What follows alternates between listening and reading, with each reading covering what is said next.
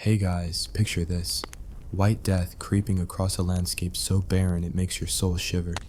You've heard of winter wonderlands, right? Well, medieval peasants could only dream of wonderland as they huddled in hovels made from cow dung and bad decisions. For the next 10 to 15 seconds, imagine your fingers turning to icicles, snowdrifts swallowing your boots, and the meager loaf of rye bread in your hand crumbling into dust at the first touch. Before you get comfortable, please hit like and subscribe, but only if you truly enjoy what I do. Drop a comment telling me where you're tuning in from and what time it is for you. It's always fascinating to see who's joining us from around the world. Now dim the lights, maybe turn on a fan for that soft background hum, and let's dive together into today's journey. Part 1: Frost, Famine, and Fractured Dreams. So winter in the Middle Ages. It wasn't just a season, it was a full-blown existential crisis. Imagine waking up every morning to find your breath frozen midair and your neighbor's cow turned into a solid popsicle. That cozy hearth by which you roast your toes. In a peasant's world, it was more like a sputtering ember in a stone fireplace that had been coughing soot since 900 AD. Your average medieval peasant, let's call her Elsbeth, lived day by day under the merciless tyranny of the chopstick sun. Yes, that's the Scots name. They were onto something. When the first frost snarled the fields, Elsbeth's life went from precarious to utterly absurd. You see, medieval agriculture ran on a strictly eat what you grew, grow what you ate model. No fancy supermarkets, no late-night pizza delivery, just a 6-acre plot entrusted to the mercy of God, or, if you were unlucky, an angry saint. But winter didn't care about saints or sinners. It came with a YMCA of misery. Hunger, hypothermia, and haywire superstitions. Let's start with hunger. Grain stores, think humble sacks of barley, oats, or that ever-popular rye, were supposed to last through lean months. Yet thanks to rodents, spoilage, and the occasional nobleman requisitioning a small donation, Elsbeth often found her granary as empty as a monk's dating profile. By January, she was forcing her family to chew on tree bark and dried nettles, which, spoiler alert, tastes like despair with a hint of green. Famine in medieval Europe wasn't a rare tragedy. It was the great uninvited guest. When harvest failed, often due to too much rain, too little rain, or the weather's own brand of sadistic humor, families starved. Chronic malnutrition left peasants as frail as fashion models, minus the Vogue covers. If you survived past 30, congratulations. You had dodged the Grim Reaper's medieval fishing net. Those who didn't? They joined the chorus of hollow-eyed skeletons that haunted Europe's winter nightmares for centuries. Then there's hypothermia, nature's own crib death. Cozy homes were a myth. Peasant huts, known as cruck houses, had thatched roofs leaking more than a politician's promises. They were draftier than a tavern open mic night. At best, the family burned one small hearth fire, which mostly served to smoke out fleas, rats, and any sense of optimism. Temperature inside hovered just above Arctic-level panic, prompting peasants to drape themselves in layers of wool, animal hides, and sheer desperation. If the cold didn't kill you, frostbite would sculpt an avant-garde amputee chic that no royal court could rival. But medieval ingenuity, or comedic horror, knew no bounds. Enter the bed with beer, a macabre contraption that combined sleeping platform and skeletal reminder. Families kept a dead parent or child wrapped in shrouds beneath the living mattress, reasoning that leftover warmth from decomposition would stave off hypothermia for a precious half-hour or so each night. Sure, it sounds like the setup for a low-budget horror flick, but desperation breeds creativity, or genetic experiments in necrotic pestilence.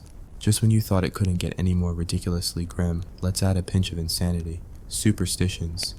In Elsbeth's village, people believed that witches cried freezing tears on the night of the first full moon in winter. To ward off this magical blizzard, you needed to smear soot on your front door and dance like a lunatic while chanting an 8-line poem about horny toads. No one's quite sure where toads come into it, but hey, medieval logic. Naturally, when the blizzard arrived, complete with 20-foot drifts, everyone blamed the witches and probably baked a goat in revenge. Meanwhile, the lord of the manor, safe in his stone castle, looked down upon these antics, sipping mulled wine and sniffing the peasant's misery like fine perfume. He'd send winter levies, mandatory labor clearing roads for his sleigh or repairing icy bridges, tasks undertaken in temperatures cold enough to freeze your spleen solid. For the unfortunates, each shovel of snow was a gamble with death. A single misstep could lead to plunging into an icy ditch or simply collapsing from exhaustion, to be discovered days later by wolves with exquisite timing. But let's pause for a moment of dark admiration. The peasants fought back. They formed ad hoc hut co-ops, huddling families together to share body heat. Though not always voluntarily, trading personal space for survival was a lesson in medieval communal living. They even developed a crude form of what we'd now call winter insurance, pooling grain and animal stock in a communal barn to guard against personal ruin. It wasn't charity, it was self-preservation wrapped in begrudging neighborliness. Some villagers, braver or more insane than others, attempted winter foraging, trudging through frozen forests in search of wild mushrooms, roots, or that prized delicacy, the winter snail. Yes, snails. Apparently, when you're starving, slime-coated invertebrates count as haute cuisine. Boiled in dubious broth, they provided minimal sustenance and maximal regret. Yet, for a peasant who'd last eaten nettles, snails tasted like filet mignon, at least if you ignored the chewing. On the social front, religion strutted onto the stage with pomposity and a promise. If you contributed extra goat cheese to the church and survived the winter, you'd earn a direct hotline to heaven. The local priest capitalized on this, charging tithes and selling indulgences. Give me your last loaves of bread, and I'll ensure your goats give birth to fattened kids in spring, or your soul goes to goat hell. Efficient and profitable, that church. Virulent diseases, like dysentery or pneumonia, thrived in the cold, cramped huts. Illness spread faster than gossip about the Lord's new mistress. When someone coughed, the entire hut held its breath. Not literally, because, well, darkness and disease. But they prayed, bled themselves with leeches, or ingested mysterious potions brewed by the local wise woman, which usually combined arsenic, belladonna, and a sprig of thyme. Results varied from miraculous recovery to sudden death, both spectacular in their own right. By February, midway through this epic saga of misery, peasant life became an exercise in low-grade horror. Every knock on the door might be the reaper or the tax collector. Every flake of snow was a reminder that outside lay certain death, while inside lay only temporary refuge, punctuated by the clack of dying flames and the groans of starving kin. Yet, in this bleak comedy, a sense of grim humor took root. They told jokes about frost giants kidnapping cows, or sang songs mocking the weather gods for their lousy entertainment value. Shared humor became a lifeline, as vital as any loaf of crusty, weevil-infested bread. And then there was spring, a word that tasted like hope but arrived late, often bringing flooding so dramatic it turned fields into swamps. But that's a tale for part 2, when our heroes confront the thaw and the hordes of rats, bugs, and nobles eager to reclaim their land. For now, remember this. Every medieval peasant who survived the deadliest winters did so with a lethal cocktail of grit, gallows humor, and sheer panic-fueled determination. They were the original winter warriors, fighting battles without swords, using courage and questionable fermented beverages in place of steel. Stay tuned for part 2, where the mud greets you like an old friend and spring is just another cruel prank. Spring arrives like a prankster, promising warmth, then dumping cold rain and ankle-deep mud on your hopes. You emerge from your frosty hovels blinking at a world transformed into one great slush pit, where every step is a gamble. Will your boots sink into a hidden ditch, or will you perform an impromptu faceplant worthy of a minstrel's jest? For Elsbeth and her fellow peasants, the thaw marks the end of Frostbite's reign, but introduces a fresh set of horrors: the mud, the vermin, and the return of the overlord's demands. First, the mud. Winter's snowmelt turns fields into quagmires that cling to every seam of your leather jerkin like a jealous lover. As you drag oxen and plowshare through sticky mire, it feels as if the earth itself is conspiring to swallow your livelihood. Crops, such as they are, lie waterlogged in furrows, rotting before they can even dream of sprouting. Farmers who once exchanged snow-blighted barley for millet now find their modest granaries threatened by an entirely new adversary: soggy spoil. Each cartload pulled from the fields arrives half empty, with the rest liquefied into a slurry that leaks onto the rutted roads. Next, vermin. Rats emerge from their winter hideouts like fuzzy drunkards at dawn, ravenous for spilled grain and fermenting apple scraps. They stage nightly raids on communal barns, outnumbering the peasants 10 to 1. Wielding nothing but pitchforks and the occasional curse, villagers attempt to hold back the tide of whiskered invaders. But for every rat speared, 2 more slip through the cracks in thatched walls, squealing triumphantly as they belly flop into sacks of precious seed. As plague-bearing rodents multiply, whispers spread that the Black Death might resurrect itself. A peasant crouching in the dark, lantern shaking in hand, might swear, just for a heartbeat, that he hears the distant rattle of skeletal carts. Then the return of the overlord's demands. With spring, the Lord's bailiffs reappear, clipboard in hand, though clipboard is a generous term for a scrap of birch bark. Now that roads are sort of passable and grant holders can ride through quaggy lanes, taxes are due. Grain tithes, labor levies, and a small courtesy gift of eggs or fowl. Refuse, and the bailiff reminds you of penalties that range from flogging to being conscripted into the Lord's personal hunting party, an assignment equal parts deer pursuit and death sentence. Thus, drained from winter's misery and slog, peasants trudge to the manor, clutching grimy pouches that once held their winter survival stash. By the time they return, there's little left to sow. As if this trifecta of woes weren't enough, spring brings spectacles of pestilence. Mud and rats create a perfect breeding ground for flies, which, in turn, spread dysentery and typhoid. Families who starved all winter now battle unpredictable fevers that send them curling in agony on dirt floors. Local physicians, armed with leech jars and the occasional prayer, bumble through diagnoses. Their treatments range from miraculous to murderous, a poultice of cow dung here, a dose of mercury fountains there. One villager swears that after drinking the healing tonic, he hallucinated angels tending his wounds, while another lost all his hair and eyebrows, looking less like a pious supplicant and more like a prematurely mummified corpse. Yet, in this carnival of misery, survival depends on solidarity and sly cunning. Enter the spring syndicates, informal alliances of peasants who share grain, seed, and gossip. When the bailiff storms a farmhouse demanding tithes, 2 syndicate members hide in wheelbarrows, distracting him with bawdy ballads about runaway ewes, while the real grain goes underground, literally buried beneath a trapdoor. Fellow syndicate members carry covert messages via church bell chimes, a code only they understand. 1 chime signals bailiff inbound, 2 chimes mean rats overrunning granary, 3 chimes bring more ale before I murder someone. While peasants wage guerrilla warfare against bailiffs and vermin, their lords lull themselves with lavish feasts.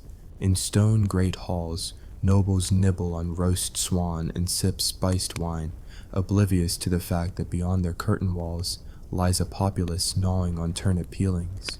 They hire minstrels to celebrate spring's rebirth, toasting fertility as peasants salvage shriveled seeds for planting.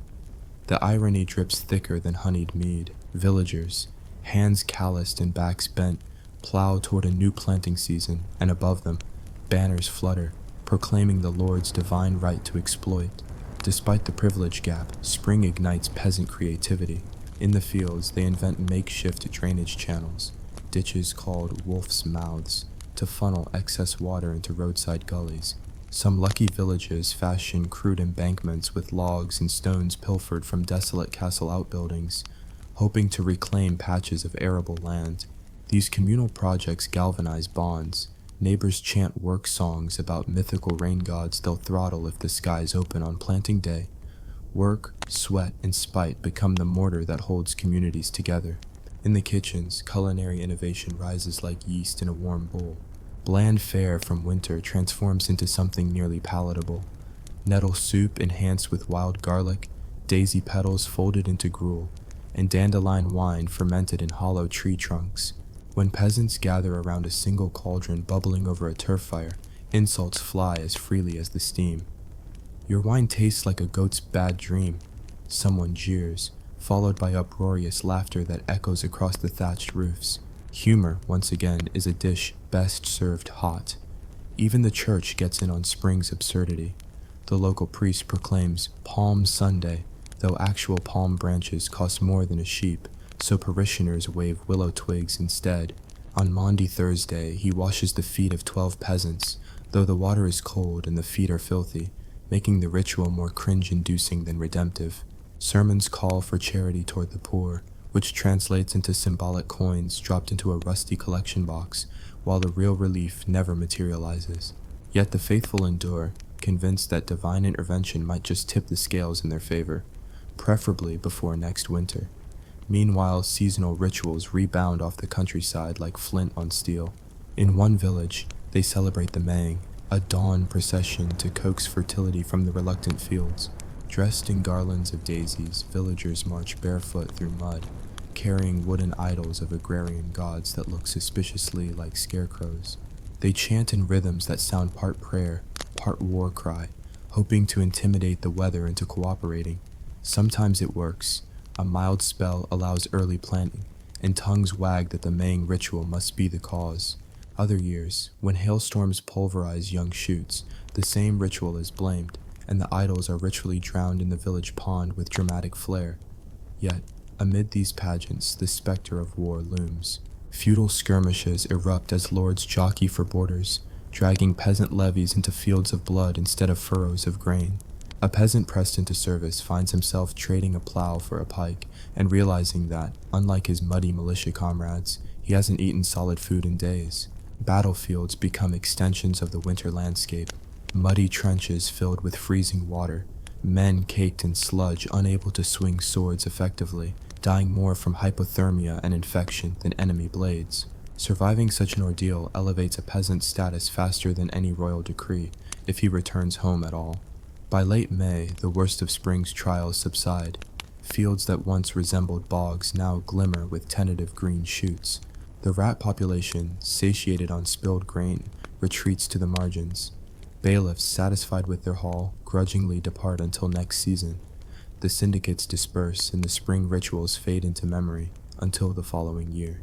Peasants, battered but unbowed, look ahead to summer, when hard work might yield enough bounty to fill hungry bellies and reward communal toil. But summer brings its own brand of absurd terror, blistering suns, swarms of stinging insects, and the ever-present threat of drought. As Elsbeth gazes upon the emerald shoots rising from soggy earth, she steels herself for the next chapter, a relentless cycle of seasons that each deliver their own absurd nightmare. For now, she celebrates the small victory of surviving winter and spring's muddy gauntlet. She cracks a piece of dandelion wine against her lip, toasts the memory of her frostbitten ancestors, and mutters a prayer for rain, praying that this time it arrives as gentle showers rather than a second act of nature's cruel theater. And so concludes part 2 of our journey. From snowdrifts to mud trenches, from rat sieges to bailiff ambushes, peasants survive through solidarity, sarcasm, and shameless ingenuity. Stay tuned for part 3, when the blazing sun and buzzing locusts turn the fields into a furnace of fear, and Elsbeth's story traverses the scorching heart of medieval summer. Summer in the Middle Ages was less a season than a slow-burning trial by fire. As the thaw receded and fields glowed with tender green, Elsbeth and her neighbors dared to hope for respite, only to find themselves hurled into a crucible of heat, thirst, and buzzing terrors. The sun, once a distant god's courtesy, now beat down upon thatched roofs and cobblestone lanes like an angry blacksmith hammering iron. No shade existed that could stave off sweat-soaked tunics and parched throats.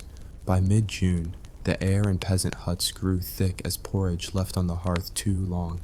Doors stayed open only so flies, those winged harbingers of disease, could slip inside, taunting families as they swatted futilely at buzzing clouds.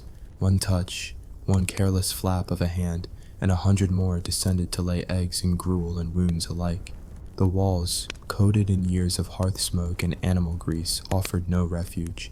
The only relief arrived when the wind shifted and teased in a damp scent of river water. But rivers had turned into spectacle, shallow, dirty ribbons of mud and reeds. Elsbeth recalled how, in spring, those same waterways had swallowed carts and drowned livestock. Now, with the sun siphoning moisture, they offered only the promise of contamination. Women filled wooden pails downstream, watched as silt and dead fish drifted by, and prayed fervently that dysentery would spare their children. Fetching water became an act of bravery, an errand that ended in stomach cramps and whispered curses. Fields, once sodden with snowmelt, now yielded to drought's tyranny. The furrows cracked like ancient leather, and desperate farmers scratched blades of grass for signs of moisture. They invented crude irrigation, diverting streamlets with mounds of earth and moss. But the effort felt like scooping seawater with a sieve. When rains finally fell, they came as brutal downpours, too violent to soak the ground, instead roaring off fields in torrents that washed away seed and promise alike. Crops proved fickle. Barley stalks, promising in spring, bowed under the sun's glare, their grain shriveled and light. Wildflowers invaded turnip and bean beds, sending tendrils that strangled young plants. When summer's first scythe finally swung across the fields, harvest scraped the bottom of hope's barrel. Elsbeth watched neighbors carry scrawny sheaves to the communal barn, birds already pecking at empty spikelets. Every rat in the district must have convened a symposium to celebrate such a feast. Inside the barns, the cat population exploded like an ill-omened plague. Feral and hungry, these feline interlopers stalked granaries, dragging off seed and young poultry. Villagers posted children as lookouts on barn roof beams, armed with slings and yew-wood darts. The contest that unfolded each dusk, dart-flinging versus acrobatic cats, resembled a back-alley theater seldom witnessed by the Lord's minstrels. Scores were kept in chalk, and winners celebrated with mugfuls of watered-down ale. Ale itself became a precious commodity. Water, unsafe and fouled by corpses of drowned rats and fish, left people craving fermented liquid. Small breweries, housed in half-timbered hovels, took barley harvested in meager amounts and coaxed it into murky brew. Each evening, villagers gathered around barrels to share a communal pitcher. Glass tankards passed from calloused hand to trembling one. The amber liquid soothed parched tongues and numbed the edges of hunger. Those too weak to lift a cup were forced to sip broth instead, a clear stew that tasted of boiled bones and lost hope. Meanwhile, heat-borne illnesses surged. Fevers flared in huts, sparking delirium that sent sufferers moaning beneath blankets soaked with sweat. Midwives and wise women worked without respite. Their remedies, poultices of cooled clay, teas brewed from mint and willow bark, offered at best temporary relief. More often, treatments accelerated dehydration. In one village, a local healer's soothing elixir contained crushed berries that acted as a laxative, reducing one tormented peasant woman to crawling on her belly in search of her chamber pot. Plague never struck as mercifully as in winter. Summer's bacteria thrived in humidity. Typhus and cholera spread in processionals of death.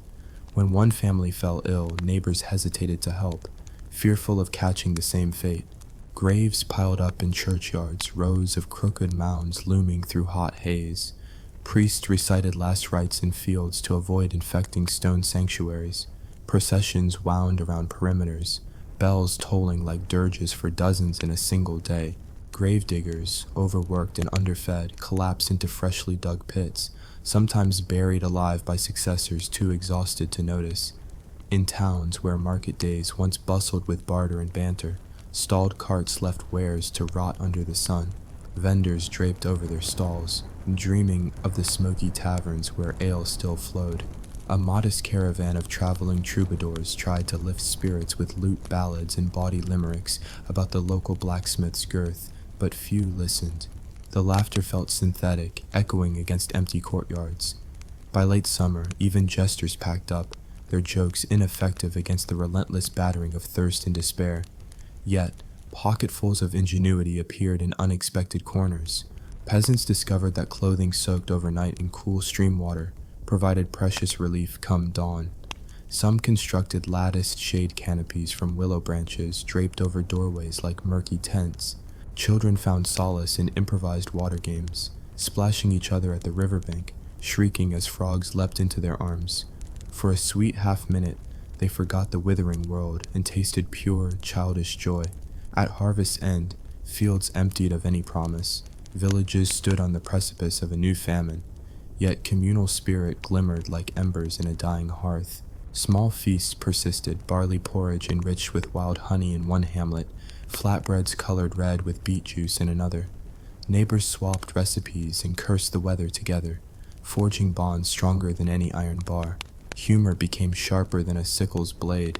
Villagers recited epithets about the summer sun, sky's flatulence, daylight's betrayal, and roared with laughter, startled by their own audacity. Beyond the villages, war drums thundered anew. Lords, emboldened by neglect of peasant foot soldiers sunk in fever, summoned fresh levies from the waning able-bodied men. Elsbeth's husband, thin from hunger and heat, was conscripted to march in padded jerkin against a rival baron's forces. His departure left her with children and a field of parched earth to tend alone. She stood on her threshold, waving a tattered kerchief, praying that the man returning from battle would not be carried back as a corpse. As August waned, the sun relented but left behind a world scorched and brittle. The next season, autumn, beckoned like a sly acquaintance, promising cooler air but the specter of more trials. Roof repairs before winter, fall plagues, and the final scramble for what little game remained in the woods.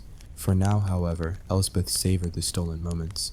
The first cool breeze through her window, the scent of damp earth at dawn, and the knowledge that day by day she had survived.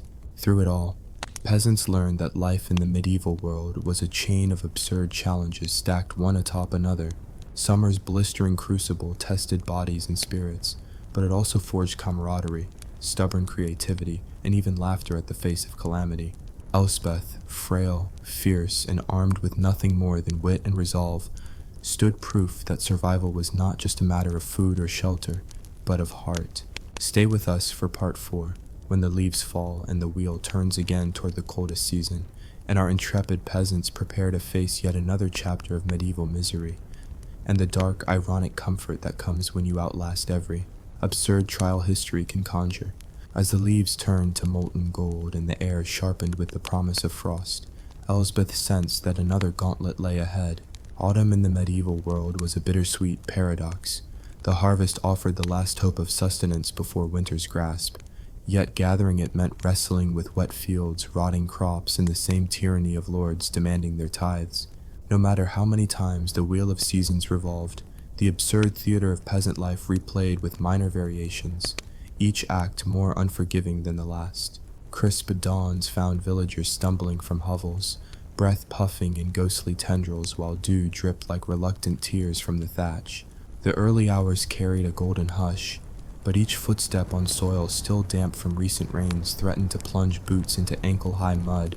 Carts creaked under the weight of half-rotted sheaves, oxen balked at the slippery ruts. Children, tired of cold mornings, cried until mothers offered a slug of watered ale to numb the ache of their bones.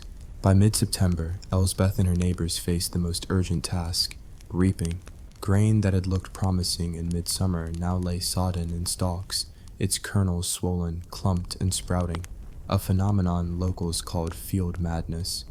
Rot spread like wildfire through sheaves, and the window for salvage closed with every passing rooster's crow. Villagers labored from dawn to dusk, twisting sickles through stalks that seemed to resist, pulling forth bundles that smelled of mildew and despair. Gloves were a luxury. Hands bled where straw cut through skin, and every blister told a tale of desperation. Communal barns, barely empty since spring's last rodent siege, groaned under the influx of damp grain. Rats, practiced opportunists, held nightly symposiums, where squeaking delegations met to celebrate the harvest. The barn's stone floors ran with spilled seed, and rat entrails glistened like macabre jewels. Elsbeth joined a squad that scattered peppered traps, snare-lined corridors of sticks and straw, but even the cleverest nets caught only a fraction of the vermin horde. At best, the peasants claimed a hollow victory. For every rat they captured, 2 more slipped through cracks in the walls and ceilings. While peasants wrestled with rot and vermin, the church announced its annual harvest tithe. A procession of clerics, donned in once white robes now smudged with coal and fecund stink, traveled from village to village collecting 1/10 of every bushel and the obligatory gift of eggs, wool, or fowl. Bailiffs arrived on sputtering mare-drawn wagons led by a steward, whose ledger glared at the gathered crowd like a monstrous tome of doom. One by one, peasants presented modest sacks of grain, already diminished by decay and theft, and watched as the steward dipped his quill, inscribing each tithe with gleeful precision. To refuse was to invite a sentence of brutal flogging or the merciless confiscation of seeds. Better to weep quietly and hand over what little remained. The hall secured, clergy departed to swelling hymns, leaving behind a landscape stripped bare of hope. Fields lay plowed yet unseeded, the soil lean and bristling only with weeds. Planting winter grains, barley for early sowing, rye for the last stand, began under an iron-gray sky. Plows dragged through furrows softened by autumn rains, pulling mounds of muddy earth that smelled of decay. Seeds, when finally cast, sank half-buried into a soggy grave. Peasant feet stamped the soil, praying the frost wouldn't kill both seed and dream. As days shortened, the specter of autumnal fevers emerged. The same dampness that nurtured crops also nurtured bacteria. Churchyards filled with wooden markers scraped with hastily carved initials. Priests circulated through homes, offering last rites in dim rooms where families huddled, blankets pulled tight, silent prayers swallowed in the gloom. Elsbeth tended her own kin, brewing tonic teas from oak bark and elderflowers, promising cures she did not believe. Wounds festered beneath bandages, and every cough or shiver felt like a death sentence. Yet she worked tirelessly, forcing herself to smile as she dabbed liniment on aching joints. In misery, appearance was solidarity. No one wanted to admit defeat. In towns, autumn fairs provided a brief interlude of fantasy. Traders arrived with bolts of foreign cloth, speckled with vibrant dyes. Merchants hawked spiced nuts and dried fruits, so precious peasants traded entire days' worth of grain for a handful of sugared almonds. Fools' guilds paraded in motley garb, stomping to toneless drums.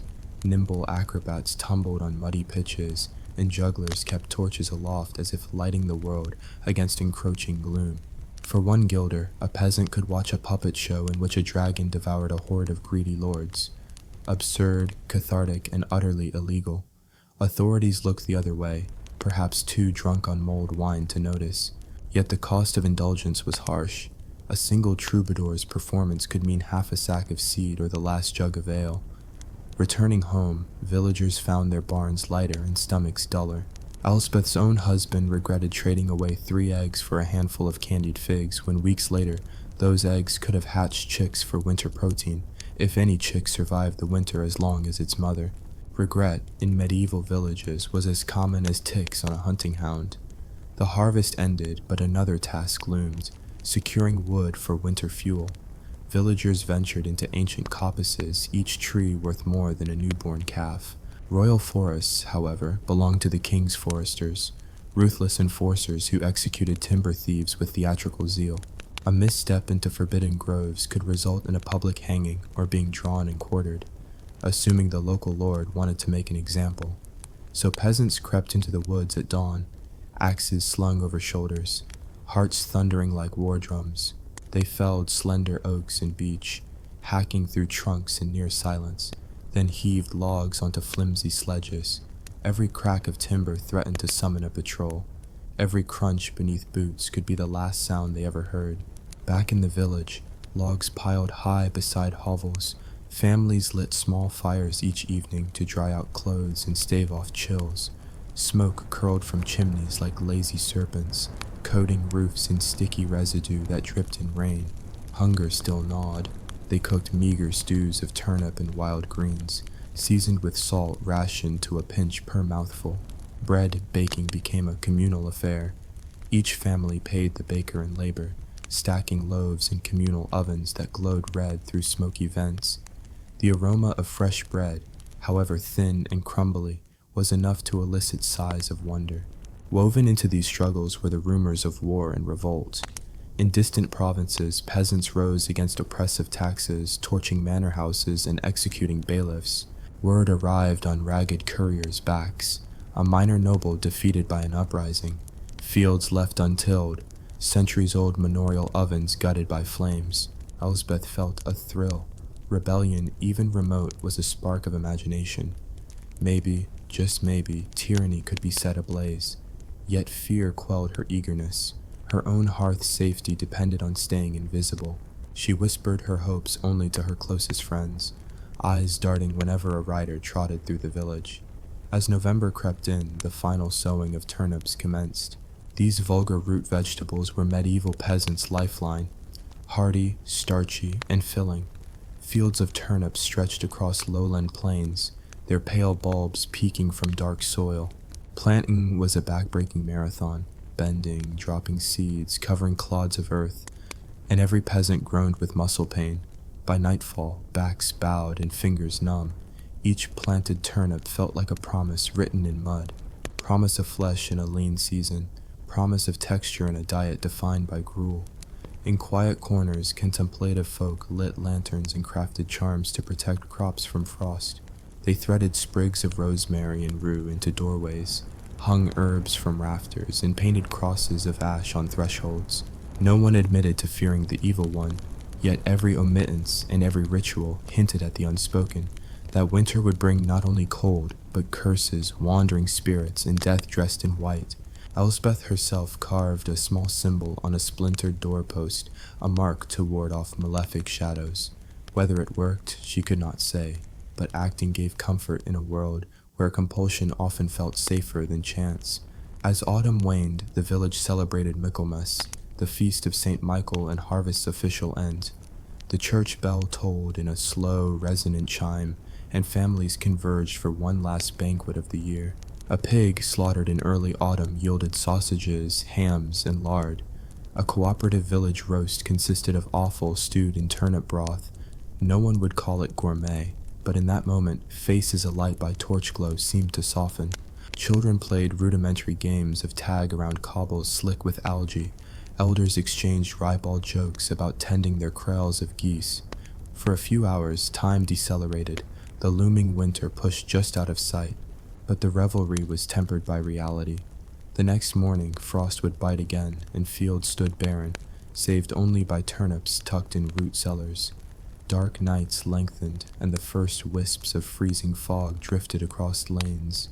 Peasants returned to hovels laden with lard and salted meat, boards over windows to keep out chill drafts, and bundles of firewood stacked beside hearths. Each precaution, no matter how modest, felt like an act of defiance against the cycle that insisted on devouring them every year. Elspeth, huddled beside her children, recounted the year's absurd tales, the cat versus child skirmishes in the barn, the mule who ate the bailiff's ledger, the acrobat who broke a ribel in her belly chasing a squirrel. Laughter rattled like fragile glass, but it pierced the gloom, reminding everyone that humor, sardonic, sharp, and fearless, was as vital as ale. In their shared misery, they discovered solidarity, huddled bodies radiating heat, collective moans turned into camaraderie, and a stubborn refusal to bow entirely under history's weight. And so, with turnips stored and sickles stowed, the wheel of seasons nearly completed its turn. Elspeth gazed out her frost-rimmed window into a night sky spangled with ice crystal stars. Soon, snow would fall. Soon, hunger would gnaw again. Soon, the cycle of absurd torment would recommence. But for now, she breathed in the smoky warmth of her hut. The muted contentment of a year survived. Thus ends Part 4. Autumn's gambit of harvest and hardship, of feasts tinged with fear, of cunning rituals and desperate toil. Our medieval peasants stand at the threshold, scarred yet unbroken, prepared to face again the deadliest winters. Their story, rife with irony and pain, reminds us that survival is neither glamorous nor easy, but infinitely human. In laughter, in tears, in each modest loaf, shared under flickering lamplight, they forge the resilience that no king's decree could extinguish, and when the snow returns, they will be waiting, daring it to break them. Hey guys, imagine a cradle rocking itself into silence as frost creeps beneath thatched roofs, turning lullabies into a dirge. For the next 10 seconds, picture a child's breath crystallizing on thin linen swaddling, each exhale a frosty wisp destined to vanish before sunrise. Now, hold that image, a fragile life hinging on hope, thinner than the threadbare blanket wrapped around tiny shoulders. For centuries, winter was less a season and more a merciless trial by ice and infection, particularly for children. In Part 1 of our journey, we'll explore the fatal alchemy of cold, malnutrition, and primitive medicine that conspired to rob infancy and childhood of its promise. We'll unravel how hypothermia claimed babes before they could choke on their first spoonful of porridge, how rickets warped tiny bones into grotesque sculptures, and how epidemic fevers swept through villages, leaving cradles empty and mothers numb with grief. Brace yourselves for a narrative laced with absurdity, irony, and the raw agony of survival before the advent of modern medicine. Winter's deathly embrace. In medieval Europe, winter meant a torpor that seeped into every corner of life, especially the nursery. Imagine a one-room hut partitioned by a scrap of curtain. On one side, peasants huddled by a feeble hearth, and on the other, a cradle perched on straw litter. The fire's glow rarely reached infant feet. The air was cold enough to whip babes into a shivering trance. Without adequate insulation or clothing, a child's core temperature could plummet so rapidly that even the most vigilant mother might awaken to find her baby's pulse stilled. Hypothermia in infants is a quick, secret killer. A toddler's body surface area is large, relative to volume, so heat escapes faster than in hardened adults. In endless winter nights, caregivers layered swaddling cloth after cloth, linen, wool, even old tunics, but dampness from humidity and the inevitable proximity to livestock negated every precaution.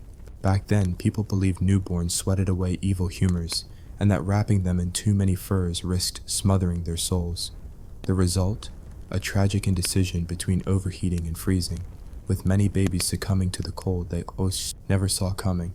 Malnutrition, the silent saboteur. Surviving infancy didn't guarantee future seasons.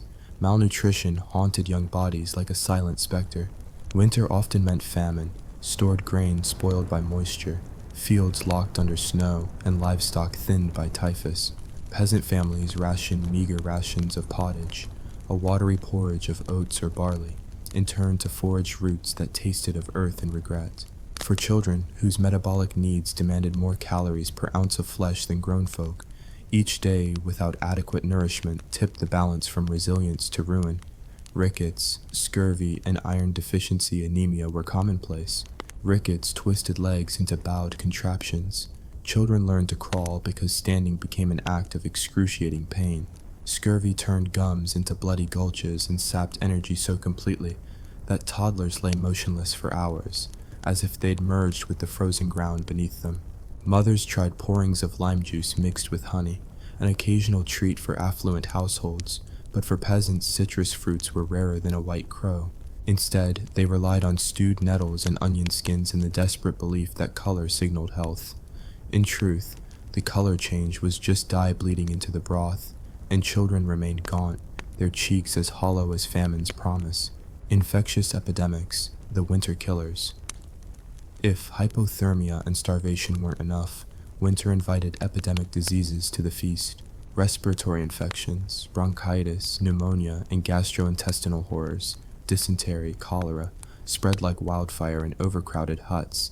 Steam from cooking fires mingled with frozen air to form foggy clouds that trapped pathogens indoors. Sick children coughed through frigid nights, their lungs filling with fluid while parents propped them on pillows of straw, praying for divine mercy. Medicine of the time swung between the mystical and the macabre. Bloodletting, wrist binding, and mustard plasters, blackened mustard seeds ground into paste and slapped onto chests, were standard treatments. The idea was to draw coldness or morbid humors away from the lungs, but often these plasters blistered tender skin and caused infections that killed as surely as pneumonia itself. Monastic infirmaries, supposedly bastions of healing, often ran out of clean linens and antiseptics. Monks reused bandages soaked in infected fluids, inadvertently magnifying the very diseases they aimed to cure. Smallpox, measles, and whooping cough, now mostly relegated to histories, were once scourges that no parent escaped. In winter's close confines, one infected child became a vector for tragedy. Siblings, cousins, and neighbors fell in unison, transforming cottages into makeshift charnel houses. Charity churches rang bells for every death, each toll echoed off silent hills, marking the score of a grim winter tally. Villagers attributed these calamities to witchcraft, miasma, or God's wrath, but rarely understood the microscopic agents at play, superstitions and desperate remedies. When logic failed, superstition flourished. To ward off the cold devil, parents wrapped children's heads in wolf fur, a practice believed to keep evil spirits at bay. Others carried amulets, carved wooden ducks or clay horses, hung around tiny necks with sinew cords. The more dubious the charm, the higher its price. Local wise women and traveling charlatans peddled winter water, brewed from snow collected at midnight under a full moon. A dram of this elixir was said to cure any chill-induced fever, but often tasted like bacteria-laden slurry. One infamous remedy for coughs involved crushing vipers' eggs into oil and massaging the mixture into a child's back. The venom was supposedly neutralized by heat, but the oil's rancidity sometimes caused chemical burns. Mothers desperate to see their babes breathe freely swallowed their own revulsion and smeared the vile concoction, hoping for miracles. More often, they got blisters and bacterial infections that hastened the child's demise. Childcare and communal efforts. Despite these horrific odds, communities attempted collective solutions. Cradlers, or wet nurses, often traveled between hamlets, breastfeeding infants whose mothers had become too weak to nurse. Payment was barter, eggs, butter, or scraps of cloth, and nurses sometimes favored wealthier households, leaving the poorest without recourse. Some villages maintained communal granaries and firewood stashes rationed carefully to protect the youngest, yet these stores succumbed to rodent invasions and damp rot, and by the year's end the reserves seldom lasted. Religious institutions offered limited relief. Monastic hospitals admitted a handful of sick children, providing Spartan care and herbal tinctures. Orders like the Hospitallers prided themselves on hospitality, but capacity was low and disease rampant. Nuns and brothers admitted children in folds of coarse wool, then sprinkled them with holy water and prayers. The forbidden touch of clergy with diseased flesh led many to avoid these refugees in fear of ritual impurity or worse contagion. The psychological toll. For parents, the winter months were a psychic maelstrom. Each cough, each feverish twitch, sent hearts hammering. Mothers counted breathing pauses through long nights. Fathers slipped outside to curse the sky before racing back in to check on blankets. The ritual of keeping watch was a form of vigil, sometimes a near catatonic trance induced by exhaustion. When a child finally died, families enacted quick burials in frozen ground, using spikes of iron to pry open frozen earth. The dead were wrapped in linen and early sodden shrouds, then interred with dismissive haste, lest the black frost of winter claim more living. Finding irony and absurdity, yet amid this pervasive horror, peasants cultivated dark humor as a balm. They told stories of frost babies, infants so cold they turned blue as river stones, and mocked local remedies with bawdy limericks. In one village, mocking the viper oil cure, children sang, "Oh, that nasty snake spawn. It burns like a brand new dawn." Laughter rippled through the gloom, a defiant anthem that said, "Yes, winter kills our children, but damn it, we'll laugh while it does." Conclusion of Part 1. By the time spring thawed the earth, many families counted dead children among their losses. Those who remained bore scars, physical and emotional. In Part 2, we'll follow how the promise of thaw brought new threats, mosquito-borne fevers, contaminated wells, and the uneasy hope that warmth might mean life rather than only a fleeting reprieve. We'll meet characters who defied fate with pioneering inoculations, and discover the ironies of how the smallest divine blessings often arrived in the form of citrus shipments and snow-cleared roads. Until then, remember the cradles left empty by winter's cruelty, and the laughter that refused to be silenced by ice. As the first real sunlight lands through frost-worn windows, melting the last crust of ice that clung to cottage eaves, peasants dared to believe that death's icy grip might finally loosen. Yet spring in the medieval world was no benevolent savior. It was a mischievous trickster whose promises of warmth concealed fresh horrors. For children who had survived the winter's cold and disease, the thaw brought a new gauntlet, mosquito-borne fevers, poisoned wells, and the maddening hope that each thawing day might bring life instead of only a brief reprieve. In April, every pool of melted snow became a breeding ground for insects.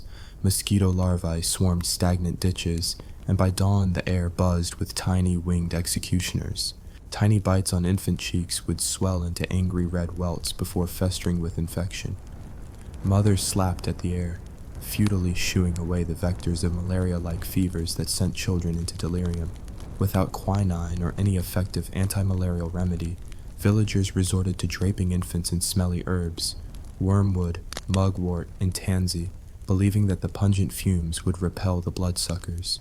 Instead, children inhaled a toxic bouquet that left them woozy and disoriented, as if sleepwalking toward yet another fever dream. Contaminated wells posed an even deadlier threat. As the frost retreated, cesspits and latrines, long frozen, began leaking into water tables. When families lowered wooden buckets into wells, they often drew up fetid brine laced with human waste and the carcasses of drownings. Villagers boiled water in hope of purification, but kettles were often encrusted with limescale and soot, making each sip taste of charred grime and despair. When diarrheal diseases surged, infants became walking water clocks, losing precious fluids in unstoppable torrents. Parents tried whey cures, mixing leftover milk solids with breast milk, but these concoctions often aggravated stomach cramps rather than soothing them. Spring's pranks extended to food too. The first foraged greens, nettles, dandelion shoots, and wild garlic promised fresh vitamins but were commonly misidentified. Families who mistook deadly hemlock shoots for parsley sent toddlers into spasms and foaming mouths. Others boiled up broad-leaved dock plants that caused blistering rashes so severe that children's arms and legs resembled grotesque maps of suffering.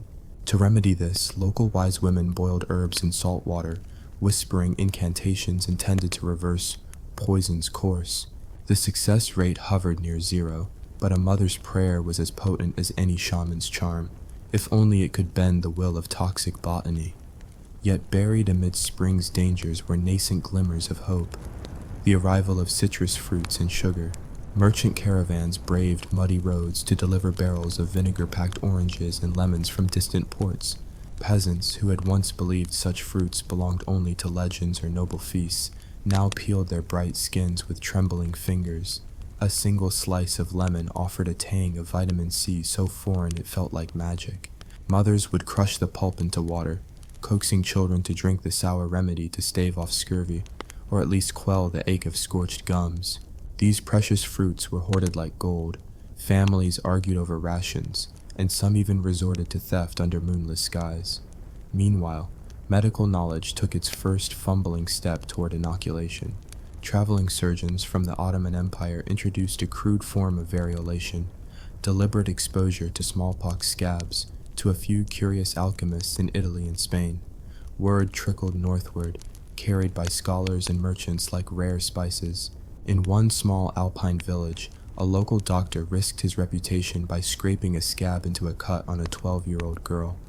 The child fell ill with a mild fever and recovered in 2 weeks, her skin lightly scarred. The doctor touted the success as divine proof, but neighboring hamlets dismissed it as dangerous witchcraft. Those who dared repeat the procedure often saw fatal results, making variolation both miracle and gamble. Education too crept forward, albeit slowly. Few peasants were literate, but village clerks sometimes shared tattered manuscripts on childcare. One such text, a collection of herbal remedies and astronomical charts, found its way into a Benedictine convent. Nuns transcribed its pages by candlelight, adding marginal notes on efficacy and failures. In spring of 1364, a curious nun recorded that a poultice of boiled violets had soothed teething pains without the blistering side effects of mustard plasters. She penned the recipe into her ledger, hoping it might spare other mothers the agony she had witnessed. These fragile tomes circulated among clergy, sowing seeds of empirical observation that would, centuries later, bloom into pediatric care. Amid these budding advances, communal life reshaped itself. Villagers held spring wakes, not funerary vigils, but gatherings to welcome the thaw. They erected maypoles in central clearings, decking them with ribbons dyed from onion skins and poppies. Families brought porridge enriched with the first nettle shoots and wild honey, and children played tag around the pole's base. The laughter that rang out was layered with irony, a collective defiance of winter's grim legacy. Yet even these wakes were tempered by caution. Some hamlets insisted on wearing wildflower crowns laced with garlic cloves, believed to ward off both evil spirits and actual mosquitoes. In the fields, young boys and girls apprenticed in the art of spring sowing. Fathers taught them to hand-cast seeds in shallow furrows, careful to space each kernel for optimal growth. Children emerged from huts in patched breeches, their small hands already calloused from pushing earth aside. As seeds fell into the ground, Parents would whisper blessings, invoking Saint Brigid, patron saint of farmers, to protect the crops and the children who tended them. Though superstition still held sway, these prayers marked a subtle shift, an understanding that human will, paired with divine grace, might just coax life from soil left barren by frost. Yet the specter of plague remained. Black rats, long relegated to winter's backdrops, ventured into the awakening world, their fleas hitching rides on spring migrants. In May, the first rumors of bubonic plague arrived via travelers from port cities. Villages erected crude plague crosses at their perimeters, poles topped with straw effigies of doctors and devils, intended to confuse the disease's spirit. Quarantines sprang up, with villagers barring entire families in their homes for 40 days. Doors were plastered with clay and smeared with animal fat, sealing off entry. Some families survived by passing food through small openings. Others succumbed to despair and starvation, trapped within walls meant to keep sickness out. Throughout these ordeals, parents clung to small victories. When a child walked unassisted after bow-legged deformities or overcame a fever without succumbing, neighbors crowded around to applaud. Such milestones were celebrated with tokens: a carved wooden toy, a doll made from corn husks, or a string of dried peas for counting. These simple celebrations, so precious in a harsh world, nourished spirits as much as any porridge. In one village, a mother commissioned a traveling minstrel to compose a ballad for her son, celebrating his first birthday. The song's verses, sung in halting Latin and local dialect, praised the child's courage in outlasting winter, immortalizing his survival in melody. By late spring, fields glimmered with green promise, and wells, though still suspect, ran clearer as rains purified their depths. The winter of death receded in memory, replaced by cautious optimism. Mothers resumed weaning infants onto barley gruel laced with nettle broth, and fathers repaired boots worn thin by the season's fury. Children, cheeks flushed from outdoor play, taunted each other with tales of frost ghosts and the winter queen, mocking the specters they had once feared. In their laughter lay the kernel of human resilience, a defiance that the cruelest seasons could not extinguish. And yet, beneath the surface of renewal, the lessons of winter lingered. Every empty cradle, every scarred child, and every whispered remedy woven into community lore served as a reminder that medieval medicine was still in its infancy, scrappy, superstitious, and perilously close to extinction at every turn. Hope rested on fragile advances, the first citrus shipments, the whispered promise of variolation, the inked manuscripts of convent libraries. These threads, tenuous though they were, began weaving a tapestry of improved care that would one day give rise to doctors, vaccines, and hospitals. As the sun climbed higher and summer loomed on the horizon, our survivors stood at the cusp of a new struggle. Heat-borne diseases, punishing labor, and crop failures awaited them, just as snow and frost had.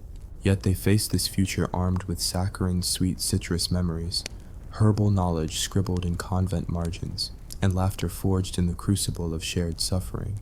In Part 3, we'll follow these intrepid families through the white-hot trials of medieval summer, where hunger, heat, and insects will test their newly hard-won resilience.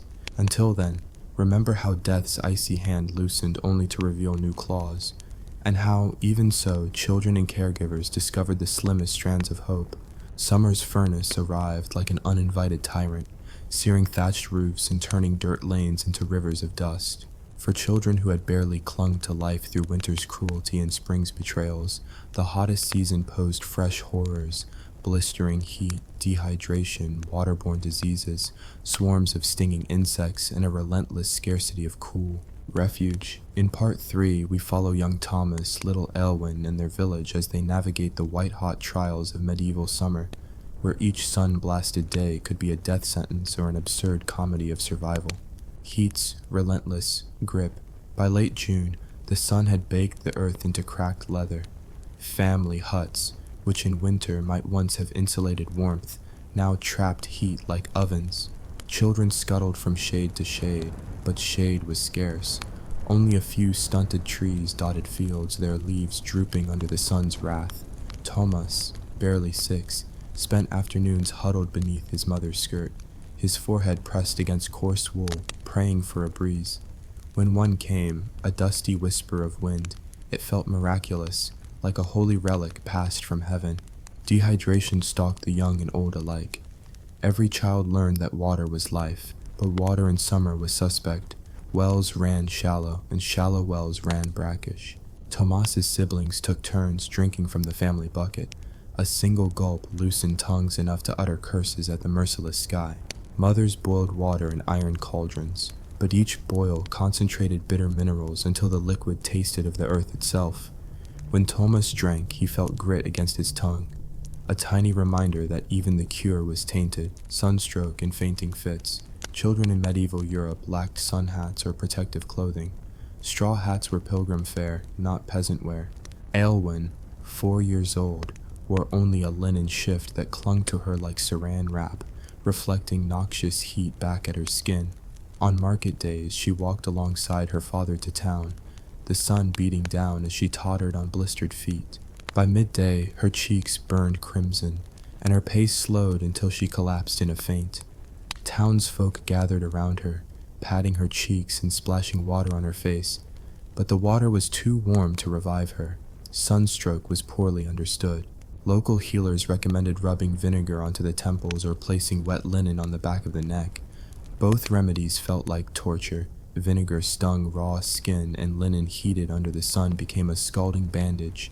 Once, a bather splashed into the shallow river to revive a fainted child. The water's cool shock sent shockwaves through tiny bodies, but also risked pneumonia at night. Wise women advised tepid ablutions, yet tepid was a fantasy in midsummer. Each revival carried a new risk, and each risk flirted with calamity. Waterborne threats. Even as children choked on thirst, the search for water invited new dangers. Seasonal wells collected runoff from latrines higher on the slope. Villagers whispered that wells near the Lord's manor tasted sweeter, but such wells were strictly forbidden. Desperate parents bribed gardeners with loaves of rye or scraps of wool, trading what little they had for a bucket drawn from rumored pristine depths. Little Aylwin returned once with stomach cramps and fevers that left her delirious, babbling of black worms dancing in my milk. Dysentery took hold quickly. Parents wrapped her in cool cloths and prayed for mercy that did not always come. Communal water troughs, used by livestock and children alike, became hubs of contagion. Cattle drank, children splashed, and horses wallowed, stirring up silt and fecal matter. A mother who scooped water for her toddler found herself wiping away pink cheeks stiff with fever by dusk. Nighttime brought ghastly screams as dehydration and fever merged into one. Families resorted to poultices of cooled butter and plantain leaves, hoping these folk remedies would soothe burning bladders and chapped lips. Often, the poultice only stuck to the skin, reminding survivors that nothing stuck in summer except heat. Insect armies and their mischief. Summer air carried an invisible host of tiny tyrants. Midges swarmed near water. Horseflies thundered across fields. Bees and wasps nested in eaves and tree hollows. Thomas learned to fear the fields at dawn, when dew-frothing chrysomelid beetles emerged to munch on young crops, and occasionally curious children. Aylwin, chasing a bright green beetle, brushed against a wasp nest concealed in rotten wood.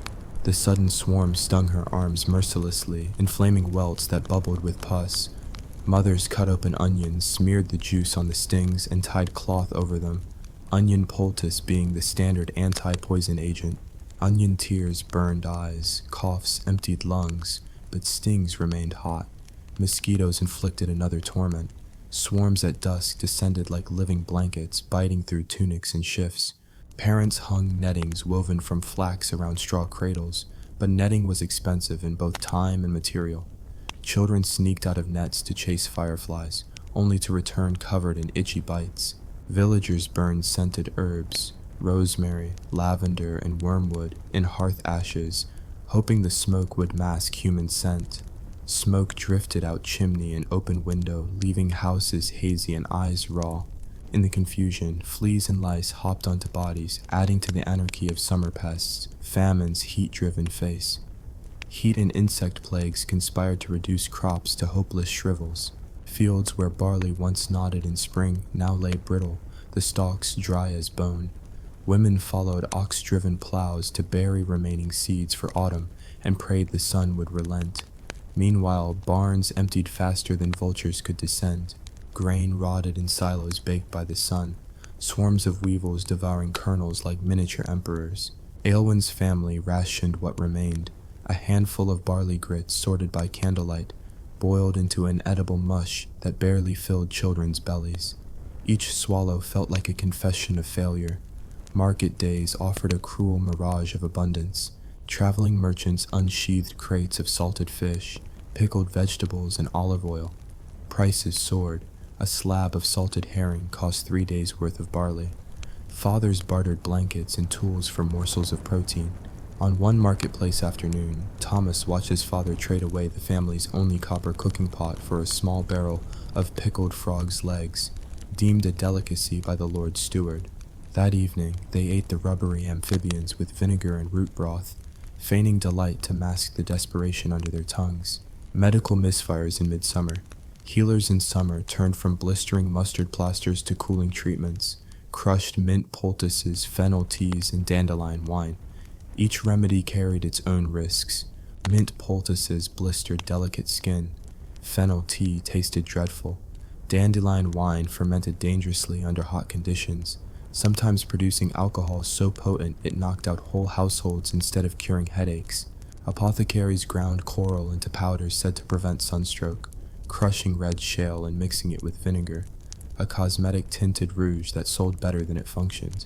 Barbers, who doubled as surgeons, offered more drastic interventions, cupping to draw excess heat from the blood, application of leeches to balance humors, and scarification with lancets heated over open flame.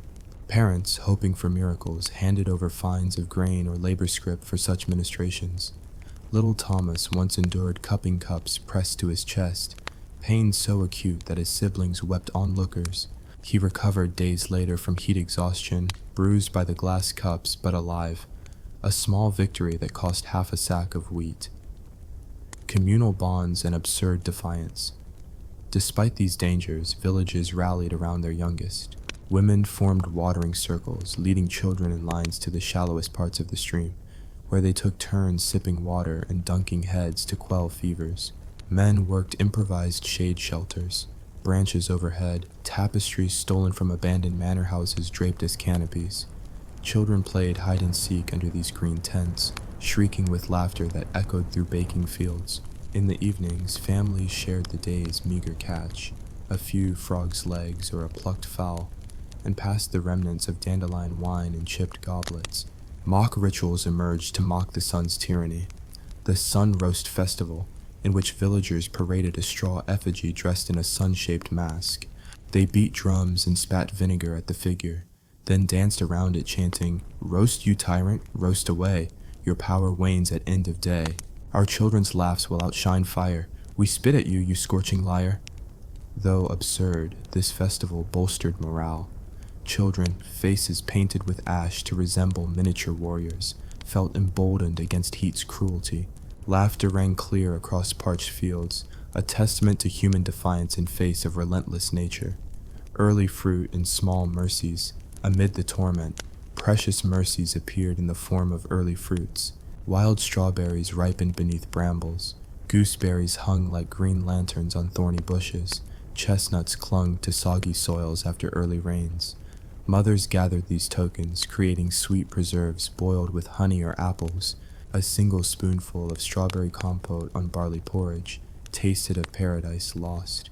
Thomas sobbed tears of joy on his morning gruel, the bright red juice dripping down his chin like laughter incarnate. In one memorable reprieve, a traveling peddler arrived with ice harvested from mountaintop springs. Stored in sawdust and wool, the ice survived weeks. Villagers pooled funds, bartered eggs, shallots, scraps of tapestry to purchase small chunks. That evening, families gathered to suck the cold cubes, letting them melt on their tongues. Children squealed as the ice's shock ran through their bellies, driving away heat's memory. Thomas declared it the breath of heaven, a phrase he would repeat in later tales of his youth. Crisis at harvest's start. By midsummer's end, fields needed reaping, another looming ordeal for exhausted bodies. Instead of barley, the harvest brought turnips and legumes that had barely matured. Sickle-wielding children joined adults in the fields, sweat streaming down their bare backs. Each cut of the blade risked slashing a foot or finger. One child nicked his palm, and infection set in after a day in sun and dust. Wise women applied honey as a natural antiseptic, but honey itself had become a luxury. They smeared melted tallow instead, a rancid waxy paste that sealed wounds but smelled of old armor. Despite wounds and exhaustion, the harvest progressed with grim determination. Once grain and roots were laid in barn floors, families turned to storing and protecting meager yields. Rats, emboldened by summer's produce, staged sieges again. Children armed with sticks patrolled granaries, while adults worked 4-hour shifts stacking grain bags. Each night, torches illuminated the frantic defense, rats fleeing in squealing columns as villagers poured hot water over them, a desperate tactic that reminded them both of victory and of summer's endless cycle of scarcity. Closing summer's trial. As August waned, the furnace skies began to dim. Cooler nights hinted at autumn's approach, and the air grew thick with promise of relief. Children's cheeks, once sunburned and gaunt, plumped slightly on preserves and stolen chestnuts. Thomas limped from his infected palm, now pink and healing, his laughter stronger than the sun that had scalded him. Aylwin, her wasp sting scabbed over, danced barefoot on dew-cooled grass in the dawn light. Families gathered for a final sun roast festival, burying the straw effigy under moss and flowers, an epitaph to summer's tyranny. Yet each survivor knew that autumn would bring its own terrors, and then another winter would follow. Still, they stood armed with fresh reserves of honey, preserved berries, hard-won knowledge of poultices and cooling remedies, and the scars of heat that proved their resilience. In laughter, in scars, in the stolen bliss of ice, they found the slimmest strands of hope. Stay tuned for part 4, when leaves fall, winds bite, and our brave children face the final sweep of medieval hardship. Autumn's decay and winter's dark return in an endless loop of absurd survival. As September's chill first flickered in dawn air, children sensed the shift, no longer chasing fireflies or splashing in stream beds, now trudging through puddled lanes toward fields where harvest loomed like a grim deadline.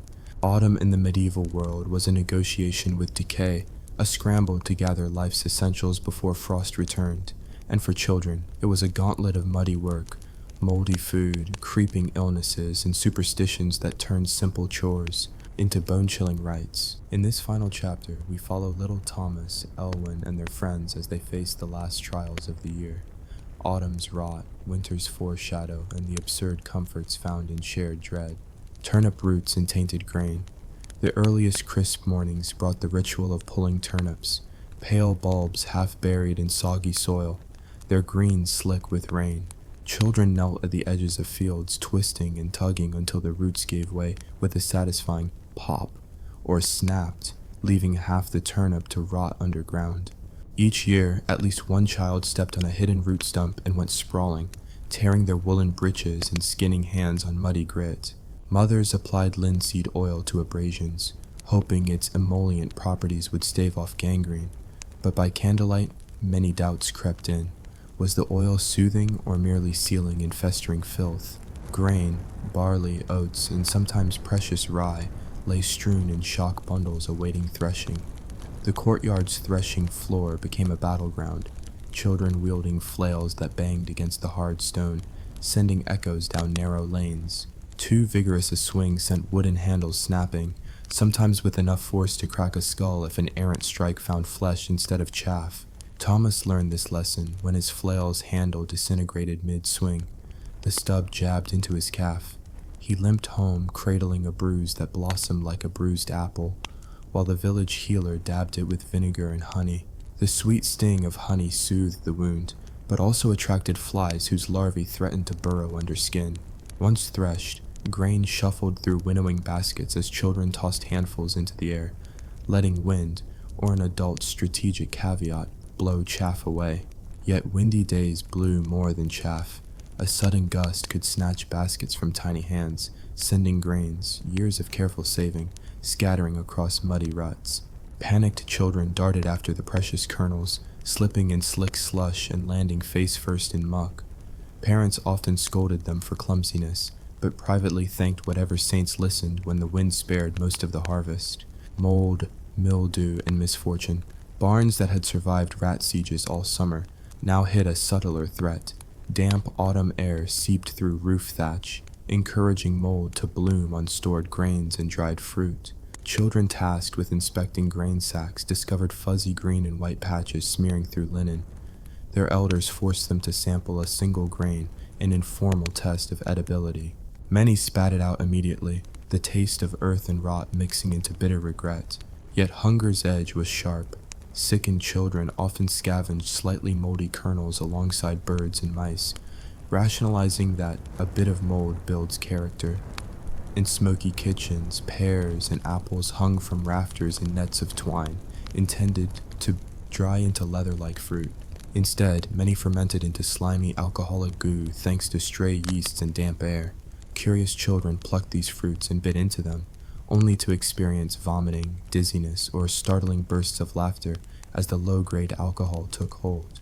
One mischievous boy ran through the village singing medieval laments at top voice, chasing chickens and sobbing as though he'd lost his mother, only to wake the next morning beneath a pile of soggy leaves with a splitting headache. Fever's autumn encore. Just as hopes rose for a gentle fall, fevers returned with a vengeance. The same overcrowded lodgings that had sheltered winter coughs and summer dysentery now harbored autumn chills. Children coughed through crisp nights, their hacks echoing against timber walls. Wise women applied onion poultices again, though by now mothers suspected the stench did more harm than heat. Some tried wild garlic tea, but drinking it burned throats raw and caused dreams of dancing skeletons, an unexpected side effect that terrified sleep-bound toddlers. Pneumonia stalked in the cold, wet seam between indoors and outdoors. Children who had spent days dragging bundles of wood into huts found themselves too weak to fight off pathogens. Huts offered scant protection. Smoke from hearths pulled moisture from air, turning straw-packed walls into damp sponges of contagion. By October, every household kept a burnt wood talisman over each door, a charred cross meant to ward off cough spirits.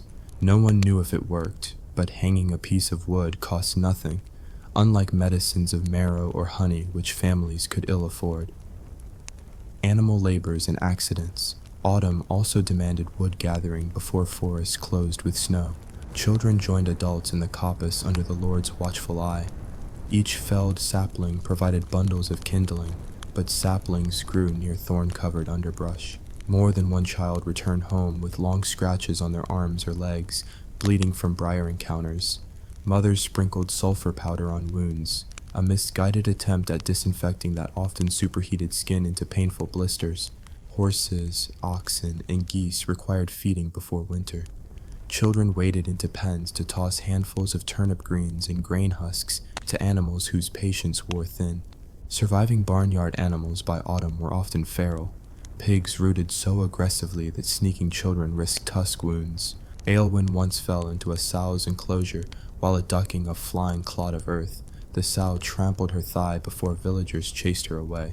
The resulting bruise turned red and hot, prompting a painful lancing session by the barber surgeon, who drained the abscess with a skewer heated over coals. No small audition for bravery. Rituals of the dead in the dying light. As daylight shrank, villagers turned once more to rituals that blended pagan residuals with Christian observances. On All Hallows' Eve, still fresh with dread, children dressed in scraps of animal hides or rags stained with ashes, masquerading as wandering spirits to frighten away real phantoms. They went door to door begging for food in exchange for blessings or prayers, an early ancestor of trick-or-treating. Parents handed out stale bannocks or rough cheese, and some villagers offered bowls of spiced cider, hot, boozy, and liable to scent. Children stumbling home in a happy, sleepy stupor. At dusk, families lit lanterns carved from pumpkins or turnips, hollowed bulbs with crude faces etched into their flesh. The flickering candle inside cast grotesque shadows on walls, making children squeal in delight or terror as the carved jack-o'-lanterns came alive. The glow, however eerie, served a practical purpose, guiding parents to stoke hearth fires and close shutters against nighttime chills. Schooling interrupted by chills. In some villages, rudimentary schooling existed. A traveling friar or local cleric taught reading, prayer, and basic Latin in a one-room schoolhouse. Autumn's damp chill turned canvas walls into drafty traps. Children gathered around a single brazier heated by red-hot coals, but overcrowding meant elbows and knees pressed together, sharing body warmth, yet proximity bred contagion. Cold spread through whispered individual Latin declensions. Soon, attendance plummeted as coughing fits echoed off wooden benches. Friars despaired, chalking absences to God's will while delivering fiery sermons on the virtue of suffering. Food stores and last-minute bargains. Winter stores, root cellars, and granaries filled to the brim, but spoilage lurked. Children helped layer cabbages and turnips with sand or straw to preserve them. Elwyn lined earthenware jars with moss before packing in fermented cabbage leaves for sauerkraut, a novelty learned from a traveling merchant. This sour cabbage kept longer than turnips alone, and its tang promised relief for autumn's creeping scurvy. Thomas, skeptical at first, found the salty crunch delightful, swiping handfuls when he thought adults weren't looking. Village markets held clearance sales of surplus produce. Elderly vendors slashed prices on bruised apples and half-wilted greens. Children dashed from stall to stall, their small purses jingling with saved pennies, eager to snatch bargains, a bag of chickpeas here, a leather mug there. These legume stores, though cheap, required soaking and boiling for hours. Labor children contributed with stirring wooden spoons over smoky fires. Each chickpea that swelled into plump morsel was a testament to autumn's hard work. The final flurry of preparations. By late November, every household readied for the season to come. Windows received thick woolen drapes pinned into place. Door thresholds gained extra hay bales to block drafts. Hearths underwent deep cleaning. Old ashes swept out to make room for winter fires. Children piled stones around hearth floors to retain heat and lined benches with salted wool blankets. Each precaution involved careful measurement. Too much wool smothered smoke. Too little invited icicles inside. Families bartered turnips for firewood with neighboring hamlets, sometimes traveling miles to exchange root vegetables for pine logs unsuited for cooking but excellent in baking smoke. Children sat atop loaded carts, clutching bales with frozen fingers, singing songs to pass the hours, and to stay alert on slippery lanes. Natural mischief persisted, rolling turnips downhill to watch them shatter against stones, chasing runaway root projectiles like a riotous sport. Farewell, feasts, and final laughter. On St. Andrew's Eve, villagers held one last feast before giving way to fasts and austerity. A joint casserole combined rabbit meat, snared in autumn hunts, with simmered parsnips and onions, all thickened with barley flour. Children crammed into common halls, benches creaking under the weight of hungry families. They devoured the savory bake, washing it down with small cups of spiced cider, now carefully boiled and strained to remove dregs.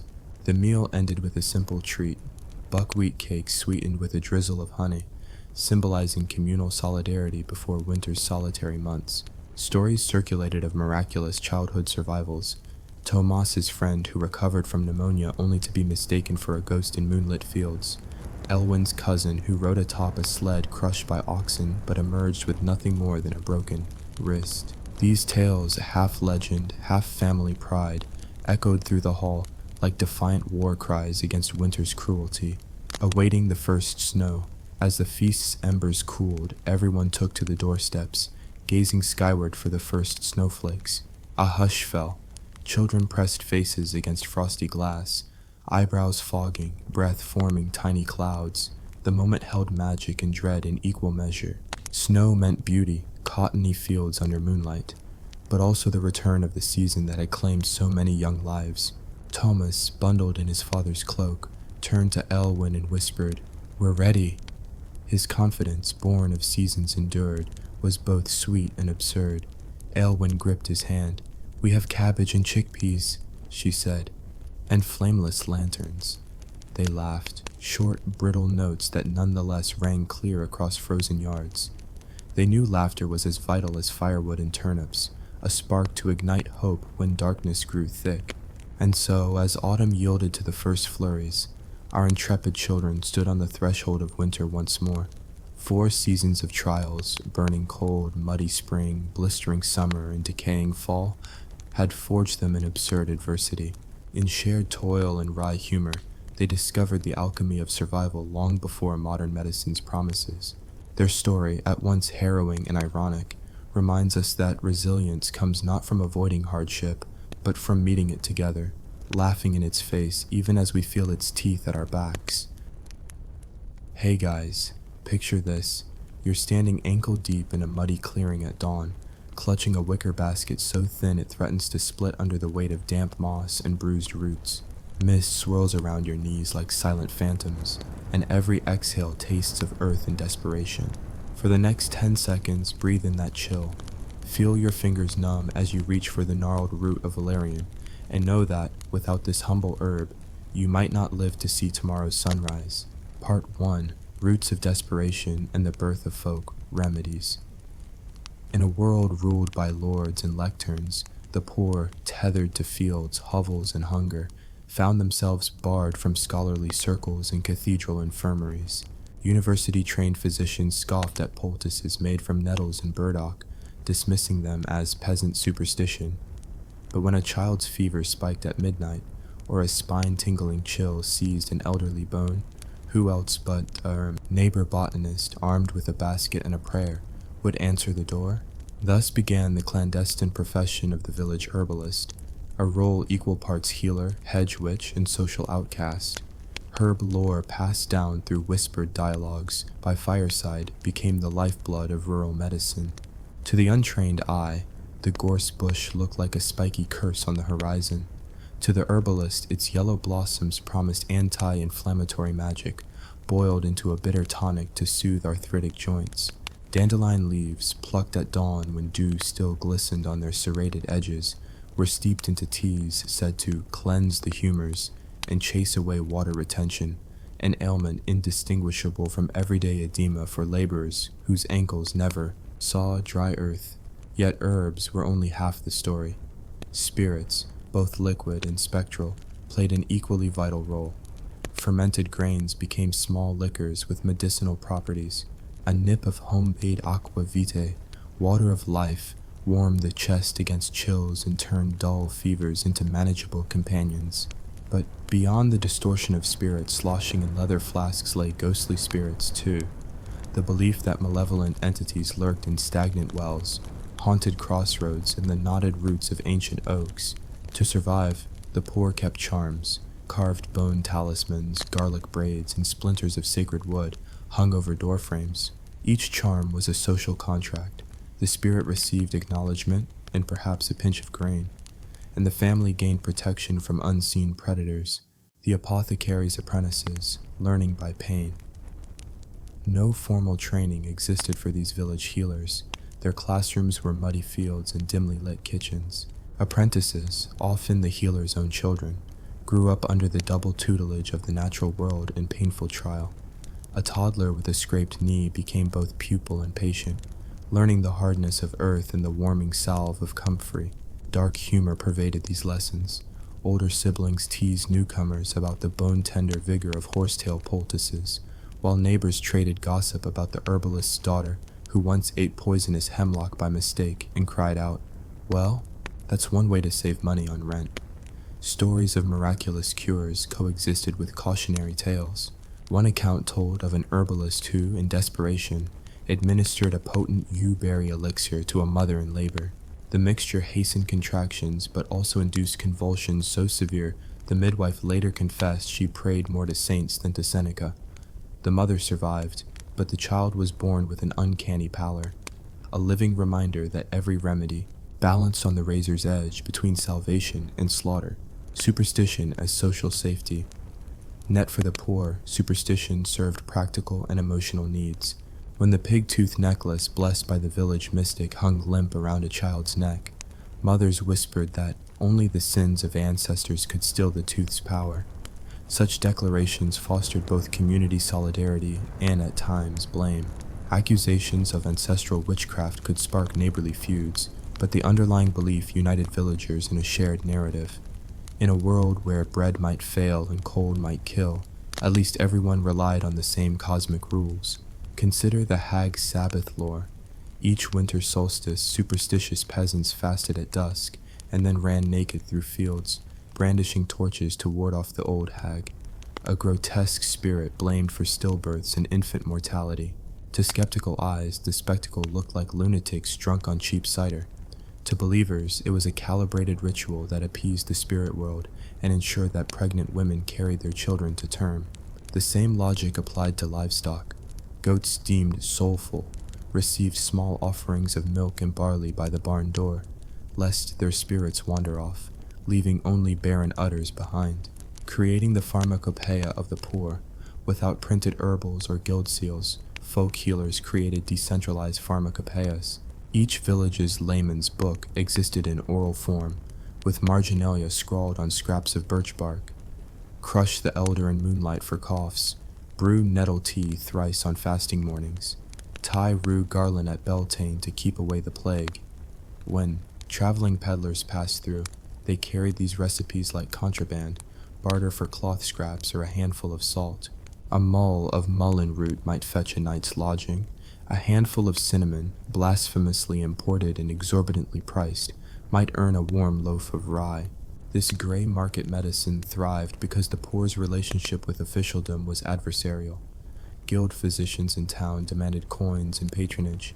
Monasteries offered care but often prioritized monks over lay peasants. In contrast, the village healer accepted payment in kind. Eggs, firewood, woven cloth, making healthcare as much a communal exchange as a transaction. In times of crop failure or plague, no doctor's ledger mattered. The true currency was trust, reinforced by each successful poultice and each warded off fever. The chemistry of fear and the fear of chemistry. Despite their reliance on herbs and superstition, village folk engaged in a form of empirical chemistry. They observed which plants promoted sweating, which roots caused vomiting, and which berries induced slumber. These observations were shared in hushed tones, often accompanied by dramatic reenactments. A famed fever dance wherein the healer thrashed about, incanting, while apprentices sprinkled salt into boiling vetch seed, symbolizing the expulsion of hot humors. Yet fear shadowed every experiment. A batch of ointment contaminated by mold could cause necrosis, turning a simple wound into a blackened abomination. To guard against such mishaps, healers sometimes relied on divination, casting bones or reading tea leaves to determine whether it was an auspicious day for preparing remedies. Such rituals amused wealthier visitors who arrived to observe peasant rites, then returned home to publish sensational accounts in courtly salons. Tales of vinegar-baptized witches who danced with devils under mushroom rings.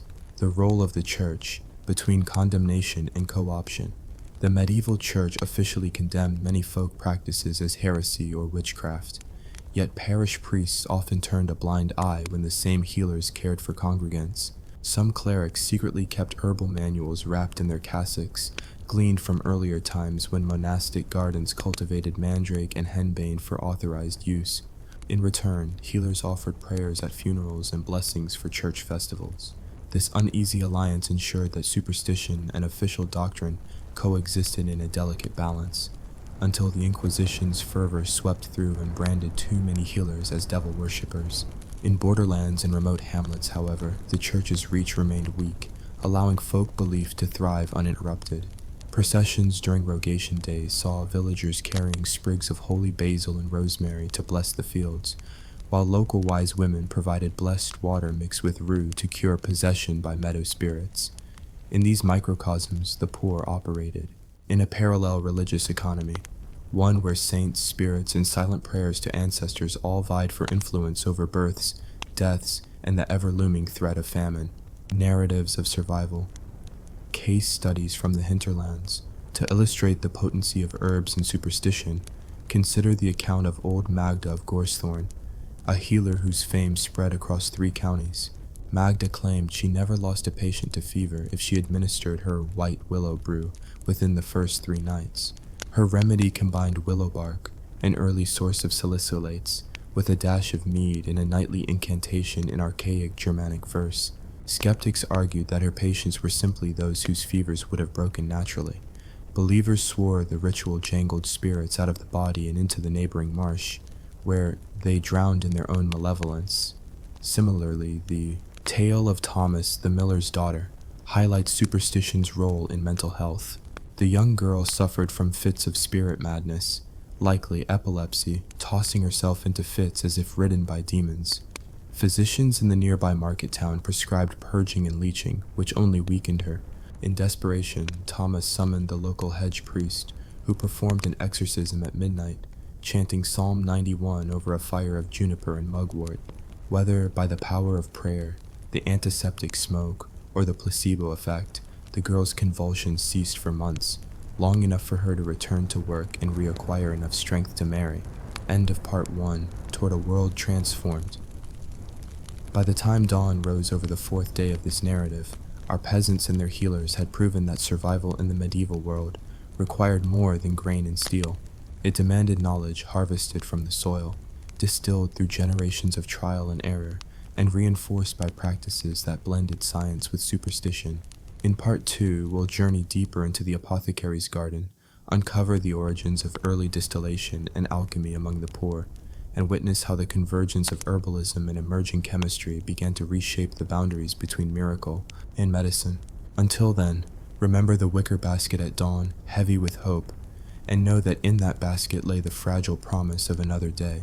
As dawn's pale light filtered through the hedgerows, the village stirred once more to face the unending struggle between infirmity and ingenuity. In part 2 of our saga, we delve deeper into the workshops, kitchens, and hidden chambers where the poor refined the art of healing, melding herbal wisdom with nascent chemistry, distilling spirits both liquid and ethereal, and forging a clandestine pharmacopoeia that challenged the might of cathedral-trained physicians. Distillation's fires, turning plants into potions. By the late Middle Ages, the basic principles of distillation had filtered down from court alchemists to village healers. An improvised alembic, an iron pot fitted with a slender copper coil, rested over an open hearth, its vaporous hiss rivaling the morning chorus of sparrows. Into the still, the herbalist tossed a handful of marjoram, lavender, and a sprig of sage, each herb carrying both culinary prestige and curative reputation. As coals glowed red, steam rose in milky tendrils, condensing into a clear spirit, an eau légère that bore the essence of plants. This herbal spirit served multiple purposes. A half teaspoon taken before bed soothed restless children plagued by nightmares. A few drops in water reduced swelling in the joints of infirm elders. And when lethal fever struck, the same elixir, dubbed Pharaoh's vinegar by local healers, was swallowed as an alternative to bitter decoctions that often induced vomiting. Though its alcoholic base carried risks of inebriation, the medicinal value outweighed concerns. A tipsy patient who survived a fever was still a victory. Experimental formulas and their perils. Ambition drove some healers further into the realm of empirical experimentation. Old Erkenwald, the wandering healer from the next shire, arrived armed with a notebook of recipes penned in a spidery Latin script. He claimed to have combined mercury sulfide with powdered flint to create a fiery salve that cauterized wounds and drove out venomous humors. Villagers gawped as he smeared the scarlet paste onto a butcher's deep gash. Smoke curled as flesh, seared, and bones faintly hissed. The butcher emerged with a clean wound, though months later he developed puzzling tremors and discoloration of his gums, classic signs of mercury poisoning. Such tales spread quickly. Mothers warned one another to stick to safer potions, willow bark infusions, onion poultices, and elderflower syrups, yet curiosity and desperation often outweighed caution. When livestock fell ill, farmers risked corrosive powders of burnt clay mixed with wood ash, tossing them into troughs in hopes of neutralizing intestinal parasites. Sometimes the remedy worked, sometimes entire herds perished, their flanks bloated with gas while villagers cursed both the cure and the healer who proposed it. The rise of spirit shops and apothecary markets. As herbal distillation grew more sophisticated, itinerant spirit sellers established temporary stalls at market days. Their wares, jars of rosewater, bottles of aqua vitae, and tins of dried yarrow, were arrayed on rickety tables draped with faded tapestries. Mothers approached tentatively, coins clutched in grimy fingers. Apothecaries in town sneered at these peddlers, labeling their concoctions barbaric and unsafe. yet secret orders placed by noble households revealed a grudging respect for folk remedies. In one transaction recorded by a steward, the Countess of Fairley purchased 3 pints of wormwood schnapps to treat her gout, a prescription no university doctor dared propose. These markets also facilitated the exchange of knowledge. A widowed herbalist from the north traded a vial of violet syrup for a recipe to make cold cream from lard and rose petals. A traveling monk swapped astrological charts predicting the best planting dates for vervain in exchange for lessons on infusing nettles to treat anemia. Through these barters, the boundaries between official medicine and folk practice blurred, each side recognizing that healing was a contested collective endeavor rather than a prerogative of privilege. Charms, amulets, and the alchemy of belief. While distillation harnessed physical properties, superstition tapped into the intangible.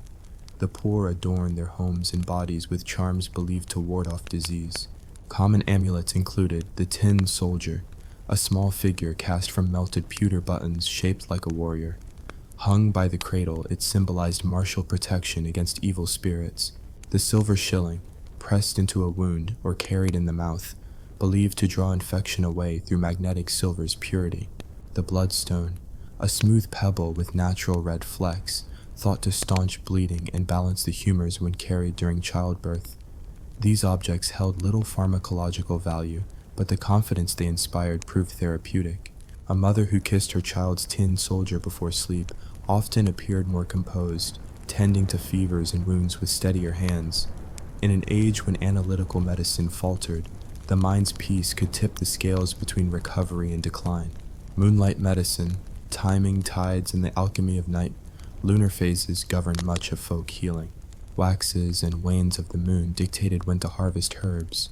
Roots pulled on the waning moon, believed richest in roots' medicinal potency.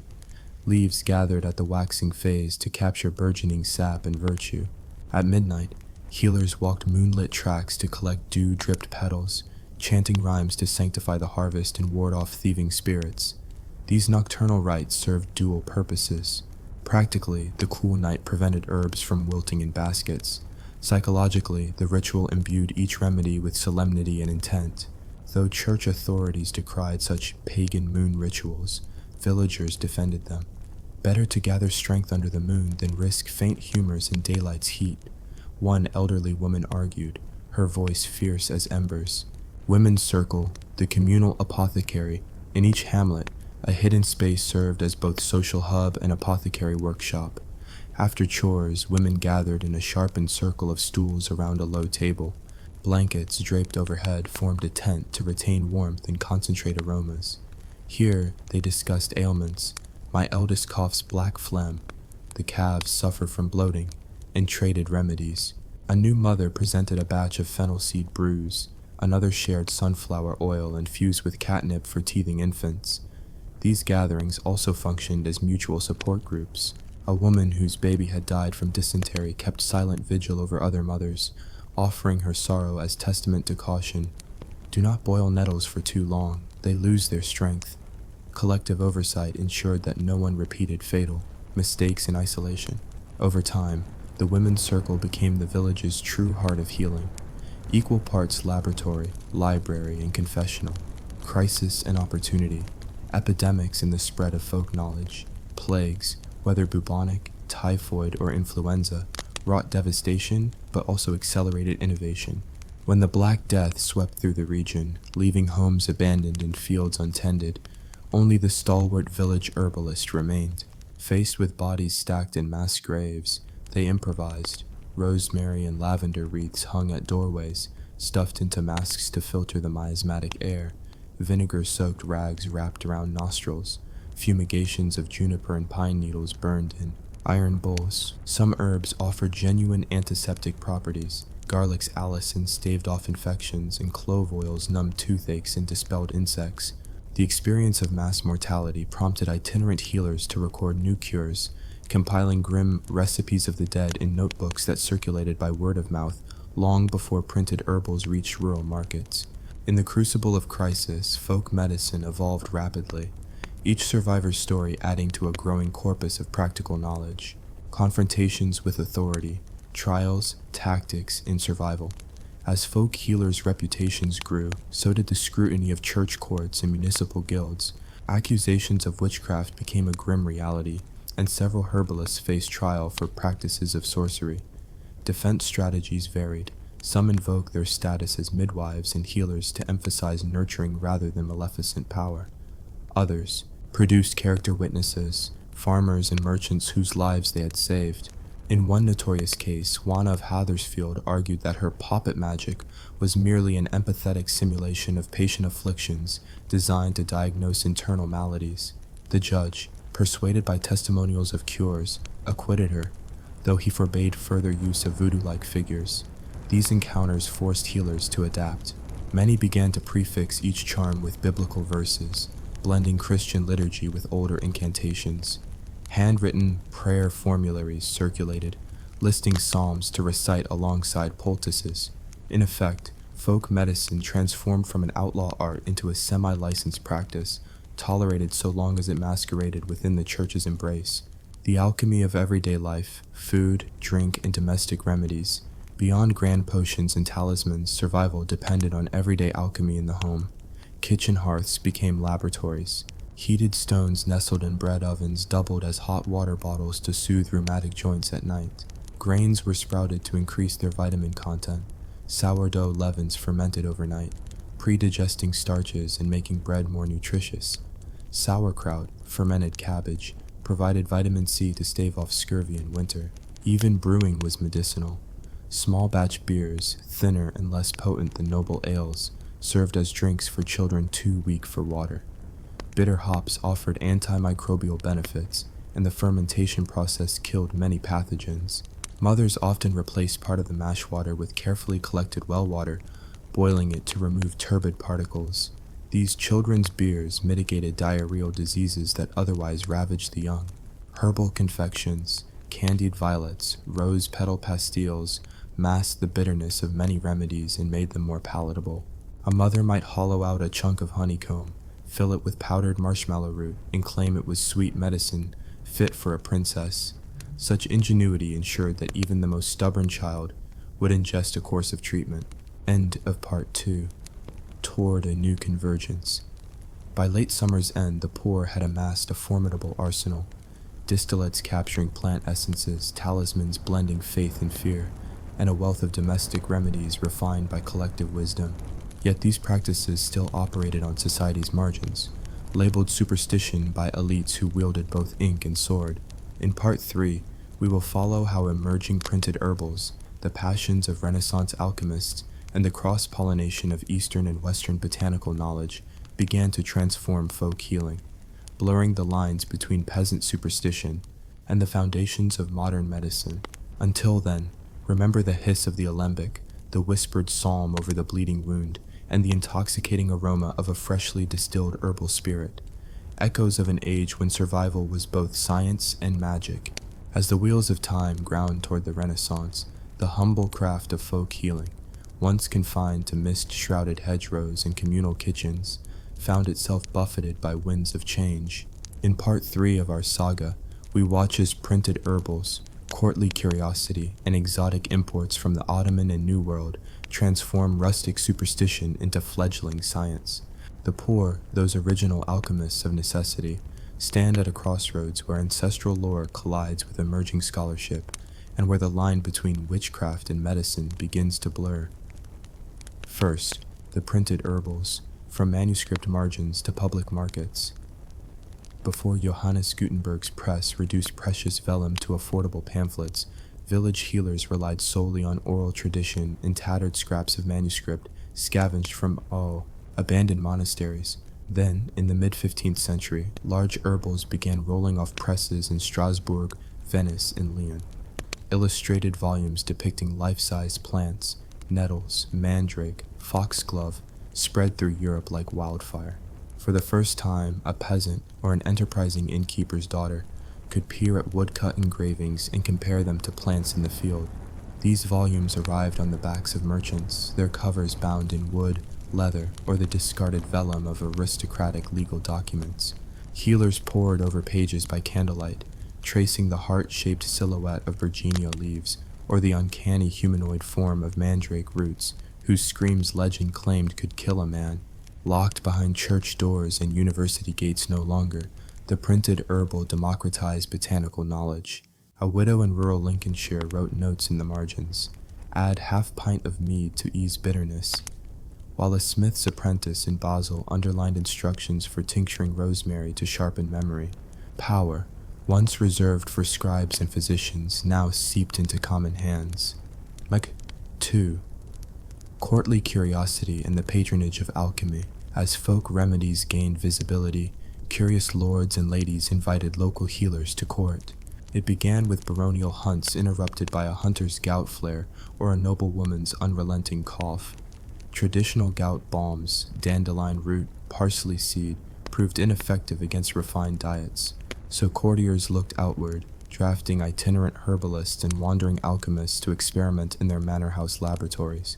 These laboratories, poorly ventilated chambers lined with brass alembics and pottery flasks, became the nexus where peasant ingenuity fused with scholarly ambition.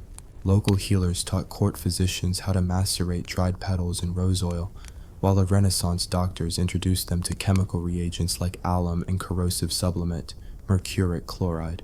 A bizarre marriage followed, villagers distilling nettle wine beside alchemists experimenting on quicksilver, resulting in vintage batches of aqua vitae laced with tantalizing metallic tang. Some guests praised the invigorating qualities of these cocktails. Others recoiled when patients insisted the metallic brew cleansed the blood. The experimental edge of alchemy, test tubes crackling over charcoal and glass stills frothing with heated essences, offered cures and calamities in equal measure. 3. Exotic imports, spices, sugar, and the New World pharmacy. Meanwhile, the discovery of the Americas and expansion of spice trade routes opened new frontiers of folk pharmacology. Cinnamon, once more costly than silver, found its way into peasant cottages, used sparingly to mask the acrid taste of bitter tonics. Ginger, renowned for settling the stomach, arrived alongside consigned cargoes of peppercorns and cloves. In remote villages, gingerbread cakes spiced with nutmeg became not just festive treats, but digestive aids for children suffering from wind colics. Even more transformative was the introduction of that fiery root, chili pepper. Initially mistrusted for its scorching heat, chili was soon prized for its blood-circulating properties. Mushrooms and toadstools, once universally feared, were reclassified by some healers as potent antifungal agents when powdered and applied as poultices. Tobacco, arriving in Europe by mid-16th century, sparked an entirely new genre of folk remedy. Snuffed snuff to clear headaches, smeared tobacco leaf to ward off lice. Yes, toxic by modern standards, but when the alternative was lice-borne typhus, villagers embraced any shield against invisible killers. Non-gavada, the convergence of witch trials and medical legitimacy. As folk medicine proliferated, the specter of witch hunts rose in tandem. In regions where religious zeal and political strife coalesced, Alsace, Lorraine, parts of England, healers risked denunciation as witches or diabolists. The same yarrow that cured wounds could mark a woman as a pavilion conspiring with devils. Trials often followed a predictable arc: a community tragedy, crop failure, an unexplained infant death, ignited local anxieties. Attention fell on the village healer whose success had bred envy. Accused witches sometimes escaped execution by demonstrating medical knowledge in public disputations, reciting Latin verses and proving their cures worked. Ironically, the trial stage became a venue for folk remedies to gain scientific currency. Emboldened judges and magistrates recorded successful exorcisms in official registers, preserving cures previously confined to family pragmatism. Eindavde, the role of guilds and the emergence of apothecaries. In response to the unlicensed folk healers, urban guilds of apothecaries, and eventually physicians, lobbied for regulation. Where once a woman could wander from cottage to cottage offering tinctures, now royal charters demanded licenses, fees, and guild apprenticeships. Apothecary shops sprouted in market towns, lacquered cabinets stocked with neatly labeled jars, Roxburgh mustard, gum arabic, crushed cochineal. Powdered unicorn horn, the ultimate panacea, gave way to powdered rhino horn imported from Africa. Prices soared beyond peasant reach, cementing a new class divide. the official medicine of the wealthy versus the resilient improvisations of the poor. Yet, the two worlds were not wholly separate. Some apothecaries cultivated relationships with village healers, purchasing bulk nettles and yarrow for resale. Others employed porters to travel rural roads, showing flimsy patents that permitted them to collect specimens under the crown's protection. The result was a hybridized network, printed books disseminating knowledge, itinerant healers augmenting it with local discoveries, and apothecaries commercializing it in urban centers. Seeds planted in medieval fields would blossom into modern pharmacology, Aravde, the bosom of innovation, women's influence in domestic chemistry. Although male physicians and alchemists often claimed the spotlight, it was women, midwives, laundresses, kitchen keepers who drove domestic chemistry. Their mastery of combining, compounding, and sweetening made cures not just bearable, but desirable. One such innovator, Mistress Eleanor of Suffolk, taught mothers to blend goose fat with comfrey root in white wine to create a balm for burns. Her recipe, whispered from neighbor to neighbor, crossed parish lines until it appeared in a printed women's household manual under the heading Eleanor's Embrocation. Domestic chemistry extended to cosmetics and personal care. Women scraped snail slime from garden beds to mix with rosemary distillate, creating early moisturizers. They boiled rose petals in vinegar to make toners and experimented with lead-based pigments for face whiteners. Dangerous, yes, but prized for the glow it lent on market days. Even laundry became medicinal. Washing clothes in ash water, a primitive alkali, helped to disinfect linens and treat skin diseases transmitted by dirty garments. Aram, seeds of change, early public health and the anatomy of authority. As the Protestant Reformation fractured church authority and new scientific societies emerged, Florence's Accademia del Cimento, London's Royal Society, public health began to enter. Discourse. Reports from these societies, printed in English, Latin, and vernacular pamphlets, described livestock inoculations, smallpox surges, and botanical experiments. Folk healers, literate or not, glimpsed these publications during fair visits or when traveling scholars lodged in inns. They borrowed techniques, scarification for inoculation, controlled exposure to cowpox, and adapted them for communal benefit, sharing variations with coaxed congregants at Sunday markets. In dockside taverns, sailors recounted tales of inoculation from Constantinople. In remote parishes, midwives experimented with cowpox blisters scraped into needles fashioned from sharpened quills. These early attempts, fraught with danger, foreshadowed Jenner's breakthrough by decades. The poor's empirical drive to protect their own against smallpox ravages demonstrated that science was not solely the province of university halls, but the concern of every hearth. Etavde, the alchemy of belief, maintaining hope in turbulent times, amid plagues, famines, and wars, populations battered by Ottoman sieges, Protestant Catholic conflicts, and Spanish fury. Folk medicine provided both practical remedies and a psychological bulwark. A mother wrapping her feverish child in a blanket soaked in lavender distilled spirit felt not only the antiseptic warmth, but the calm assurance of ritual. A farmer chewing willow bark believed he battled gout with the strength of generational knowledge, and villagers singing incantations around a maypole in spring invoked community solidarity just as powerfully as scripture read inside a church. These alchemies of belief, the interplay of material remedy and social ritual, proved essential. They affirmed that survival depended not only on the chemical properties of a potion, but on the faith with which it was administered. Placebo or potent elixir, the poor harnessed hope as an ingredient as vital as any herb. End of Part 3. Onward to enlightenment and integration. By the close of the 17th century, the once shunned art of folk healing had begun to merge with the nascent field of scientific medicine. Guild apothecaries, itinerant healers, and experimental alchemists negotiated a new equilibrium. Printed formularies borrowed from folk traditions, licensure recognized effective remedies regardless of origin, and public health measures, quarantine, sanitation, inoculation, spread through mixed networks of church, state, and community. In Part 4, we will explore how these convergences laid the groundwork for modern pharmacology, how the poor's pragmatic ingenuity survived industrialization, and how, even today, the lessons of herbs, spirits, and superstition echo in our collective pursuit of health. Until then, remember the clink of alembic coils, the scent of freshly distilled lavender, and the enduring power of communal belief in healing's mysterious art. As autumn's last embers flicker out and the world braces for the mechanized chill of winter's iron breath, our story arrives at its final act, the transformation of folk remedies into the foundations of modern healing, the fading of superstition, beneath the harsh glare of science, and the enduring echoes of the poorest kitchen chemistry in our pharmacies and cocktail bars today. By the late 18th century, the wheels of industry had begun to churn the agrarian order into dust. Steam engines hissed on the horizon, textile mills sprouted smoke-choked chimneys, and rural communities, once isolated, felt the jolt of changing markets and ideas. In this climate, the village healer faced an existential reckoning. Could the old ways survive the onrush of laboratory beakers, printed pharmacopoeias, and men in white coats brandishing stethoscopes? Part 4 explores how the potions of necessity endured, adapted, and ultimately shaped our very concept of medicine. From cottage hearth to chemical factory, no longer did the herbalist's kitchen suffice for large-scale production.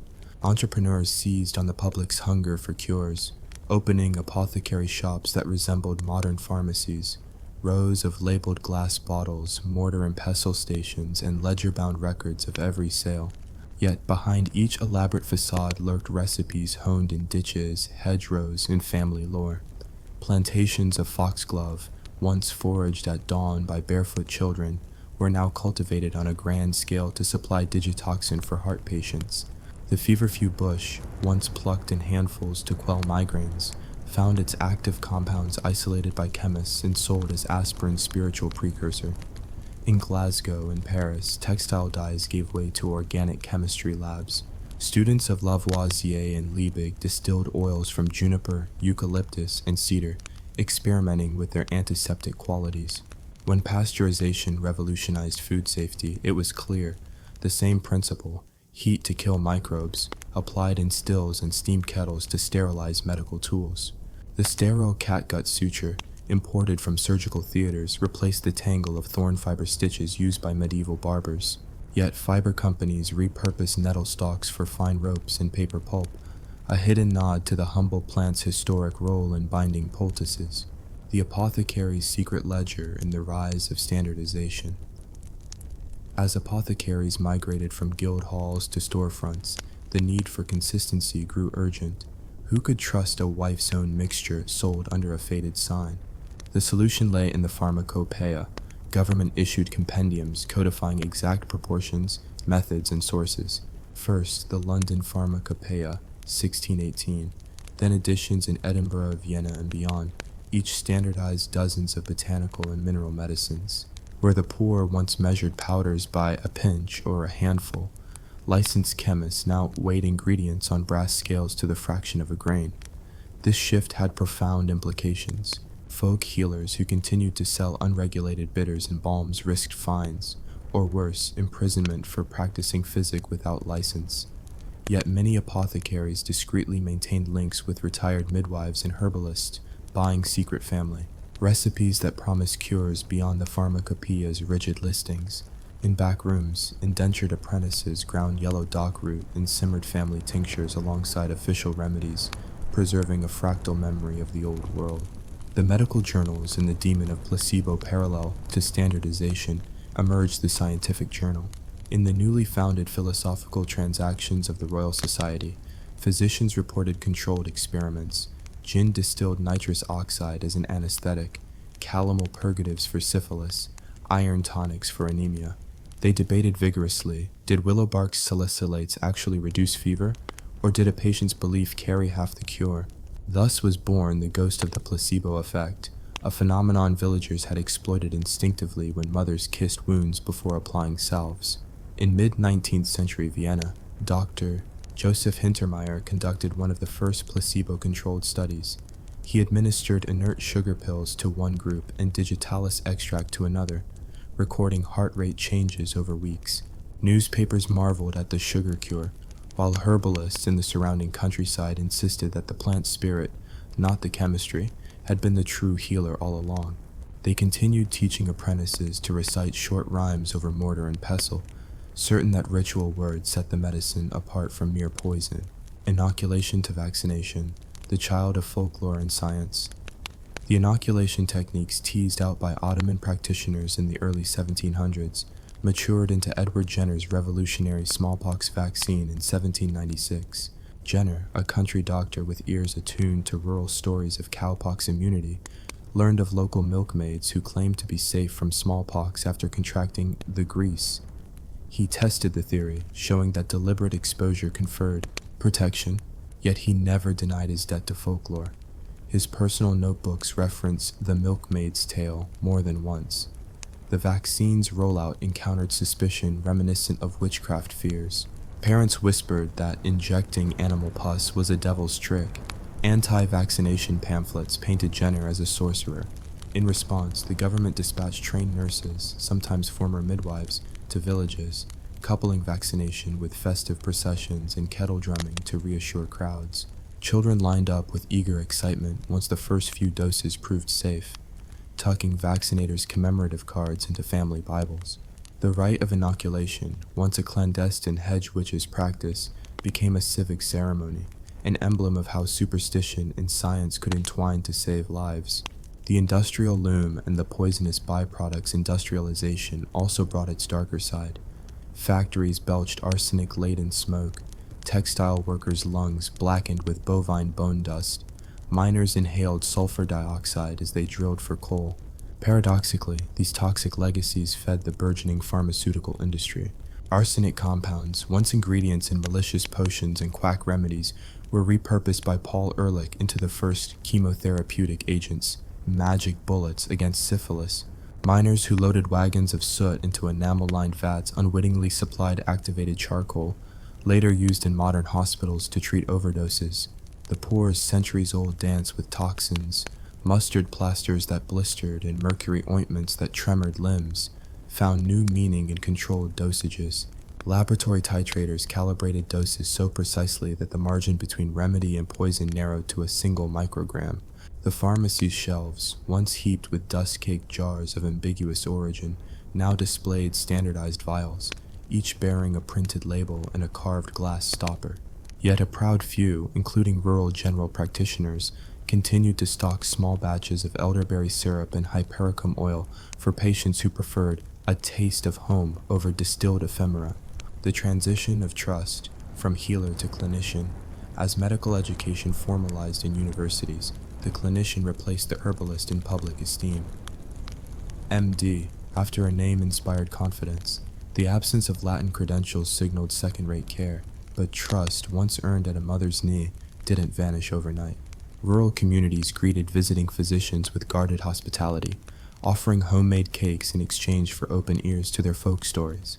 Doctors learned quickly that dismissing local remedies risked alienating entire parishes and hamstringing treatment compliance.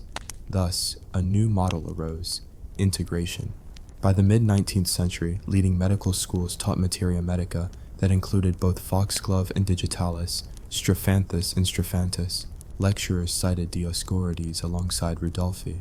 Cadaver dissection stood next to field trips that identified medicinal plants in campus gardens.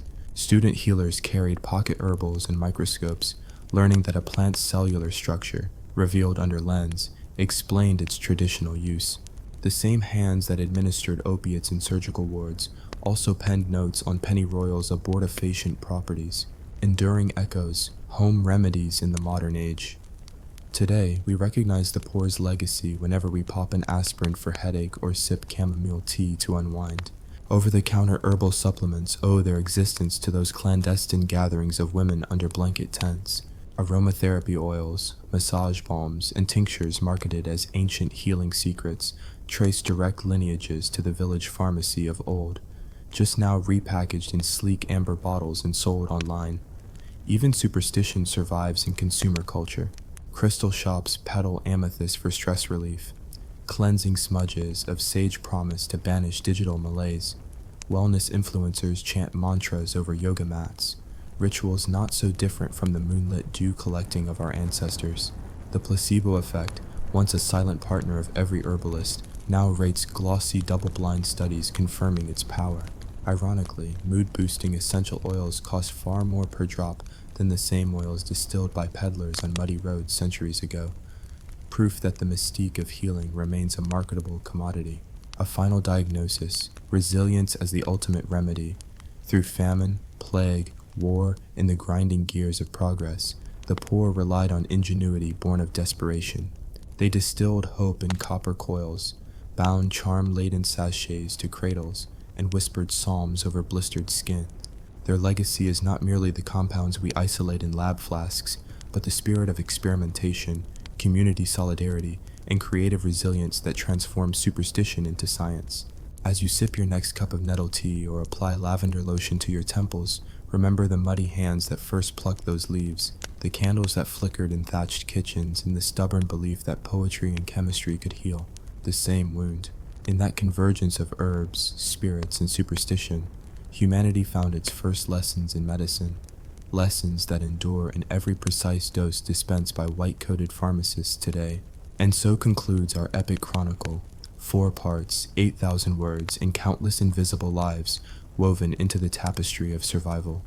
May we honor their memory by cherishing both the science and the soul of healing, by measuring our remedies in milligrams and in moments of empathy, so that the art of medicine remains forever a human endeavor. Hey guys, imagine you're shivering under a single woolen blanket in a cramped mud-walled hovel as winter winds howl outside, your breath freezing mid-air, and then a warm, snorting cow nose nudges your leg, offering the only heat you'll get tonight. For the next 10 seconds, feel that damp straw mattress, hear the low bleat of sheep at your head, and realize, without these animals tucked against your back, you'd be an icicle by dawn. Part 1. Cold, creatures, and cramped quarters. Medieval peasant life was the ultimate endurance test. No central heating, no thermal underwear, no heated mattress pads, only a fleeting ember or two clinging to life in a soot-blackened hearth. When dusk fell and families huddled into the single-room hut, often no larger than a modern walk-in closet, the temperature could plummet to near freezing within minutes. Roof thatch leaked like a sieve, gaps in wattle and daub walls admitted every gust, and earthen floors retained bone-chilling damp. Enter the barnyard brigade, cows, sheep, goats, pigs, and even the occasional loyal dog, all pressed into service as living hot water bottles. Peasants built their beds beside or even within the animal stalls. In some regions, like the cold highlands of Scotland or the misty fens of England, families shared bench-thatched sleeping platforms directly adjacent to penned livestock. The animals generated body heat all night, raising the ambient temperature by several degrees. A cow's flank, roughly 38 degrees Celsius, felt like a bonfire compared to the frigid room, while the gentle rise and fall of a sheep's woolly back provided a natural mattress pad. This arrangement wasn't just about warmth. Peasants feared predators, wolves, bears, and bands of highwaymen prowled the outskirts. A goat's bleat could warn of rustlers. A dog's growl might raise the alarm before a burglar's torch touched the door. By sleeping among animals, peasants formed a living security system. The slightest stir from the livestock set ears pricking and hearts pounding, jolting slumbering humans into a state of guarded awareness. Theft of animals meant ruin. No milk, no wool, no plowing power, so vigilance became a communal responsibility. Yet animals in the hut posed serious problems. Bedding, if you could call compacted straw a bedding, quickly transformed into a miasma of manure, urine, and flea droppings. Peasants accepted the stench as the price of survival. They controlled flies and lice with smoke. Small fires of damp branches smoldered beneath the bed, producing acrid fumes that drove away pests. Mothers swaddled infants close to a goat's flank, risking exposure to brucellosis or anthrax in exchange for warmth. They smeared themselves with animal fat, lard, or tallow, hoping the greasy barrier warded off biting insects. Medieval logic framed these conditions as natural order. The church preached stewardship of God's creatures. Animals had souls too, so human-animal intimacy in life's harshest hours became an intimate bond of mutual reliance. Villagers told stories of animals sensing illness before humans did. When a cow refused to drink, jostling the pail, women deduced that the mother nursing her newborn lay feverish through the night. That sort of folklore reinforced the perception that sleeping with animals offered not only heat, but shared empathy across species. Beyond survival, social norms shaped barn living. Manor laws sometimes forbade livestock in living quarters for hygiene reasons, yet enforcement laxity and noble indifference to peasant plight meant such laws rarely applied. Some lords provided communal byres attached to huts, tacitly endorsing shared sleeping. In other regions, cattle beds were architecturally integrated. A raised platform with wooden panels separated animals from humans at waist level, yet allowed heat flow below. This rudimentary zoning balanced comfort with a modicum of cleanliness. Interior design was Spartan: a few pots, a wooden table, maybe a crude bench. Most of the floor area was reserved for the bed, which doubled as sofa, storage, and workbench by day. Animals slept on straw-packed mats on the lower level, humans on the upper bench. In poor cottages, there was no upper bench. Humans and livestock simply wallowed together on the same level. Dad slept with one leg dangling over the edge to prevent crushing a piglet. Kids snuggled between a sheep and a sow, their nightmares soothed by the gentle snorts and snores around them. Yet this proximity had risks. Zoonotic diseases, tuberculosis, ringworm, glanders, spread easily in confined quarters. Medieval peasants lacked germ theory. They blamed bad humors or evil spirits. Treatment included fumigation with rosemary and rue, smearing sulfur ointments on sores, or application of poultices made from boiled onion skins.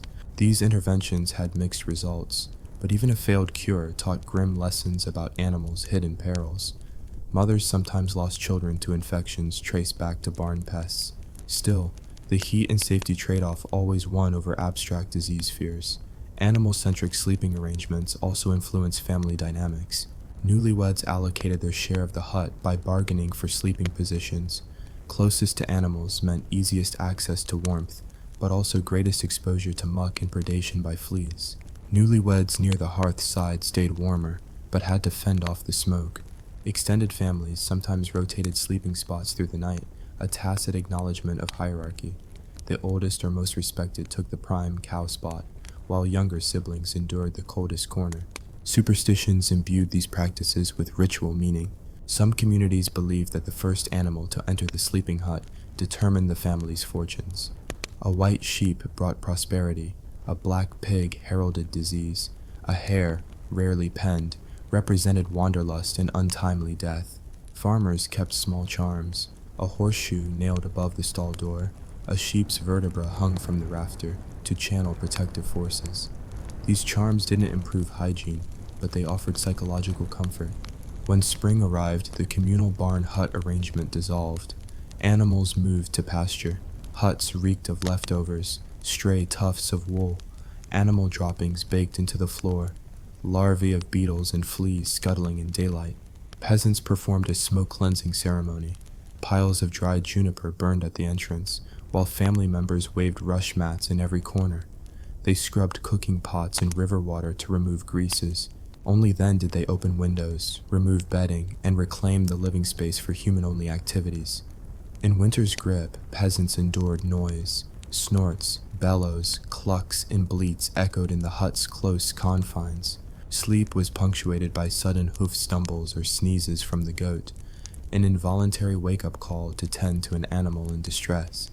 Families learned synchronized sleep patterns. When one stirred, all shifted slightly, redistributing body heat. This choreography became second nature, an unspoken communal lullaby.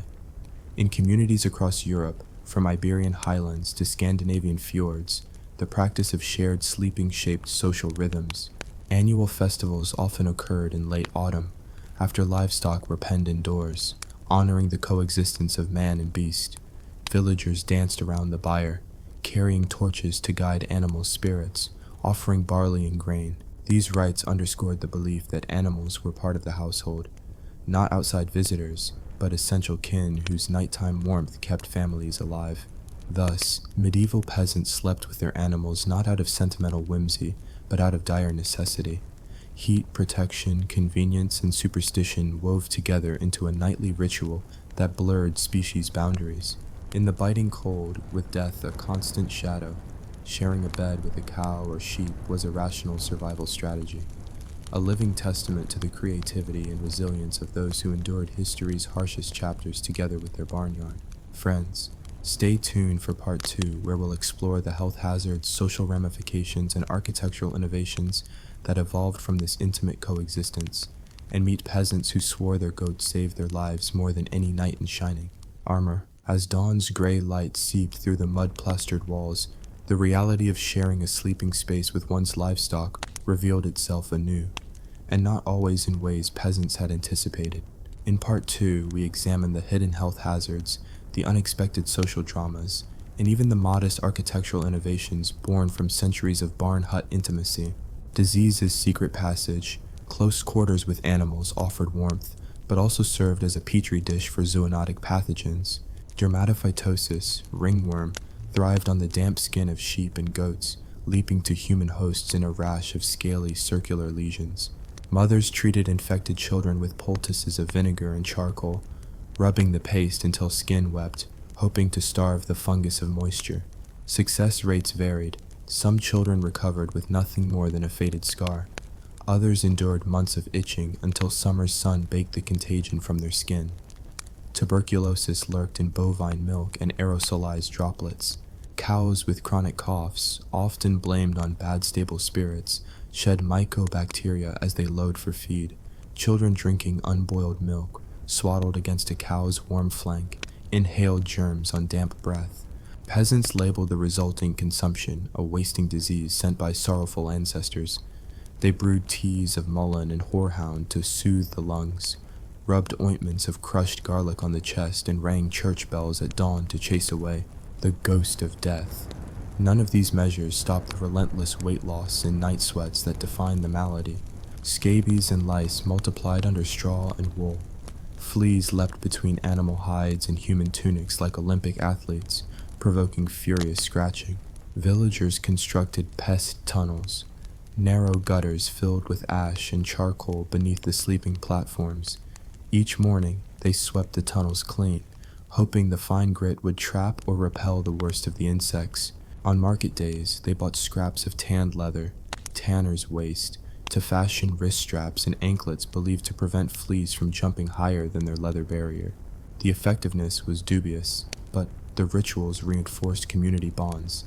Neighbors gathered to share leather samples and trade breeding time calendars, marking when pests peaked. Anthrax, then called wool sorter's disease, presented a graver threat.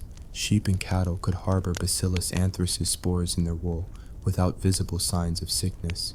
When a sheep died of unexplained causes and was dragged into the byre for warmth, its dried blood and hair coated bedding straw. A child rolling between straw layers inhaled spores that caused black eschers on the skin, malignant carbuncles, and rapidly fatal fevers. In villages where anthrax struck, the priest read last rites to entire families as a matter of precaution. Survivors remembered the rare physician who had seen animal anthrax before human, and who insisted that any carcass be burnt on sight, even if it meant losing precious winter provisions. Social strains and shared spaces, living cheek by jowl, with livestock reshaped family hierarchies and social etiquette. The division of space within the hut mirrored the social order. The family patriarch claimed the cow-cushioned spot against the barn partition, recognizing his role as both protector and risk-taker. His wife slept between the cow and the hearth, balancing warmth with proximity to cooking embers. Older children nestled closer to the hearthside, while toddlers clung to the ewes' underbelly. The youngest or weakest were placed against a sow, believed to be the gentlest of barn denizens.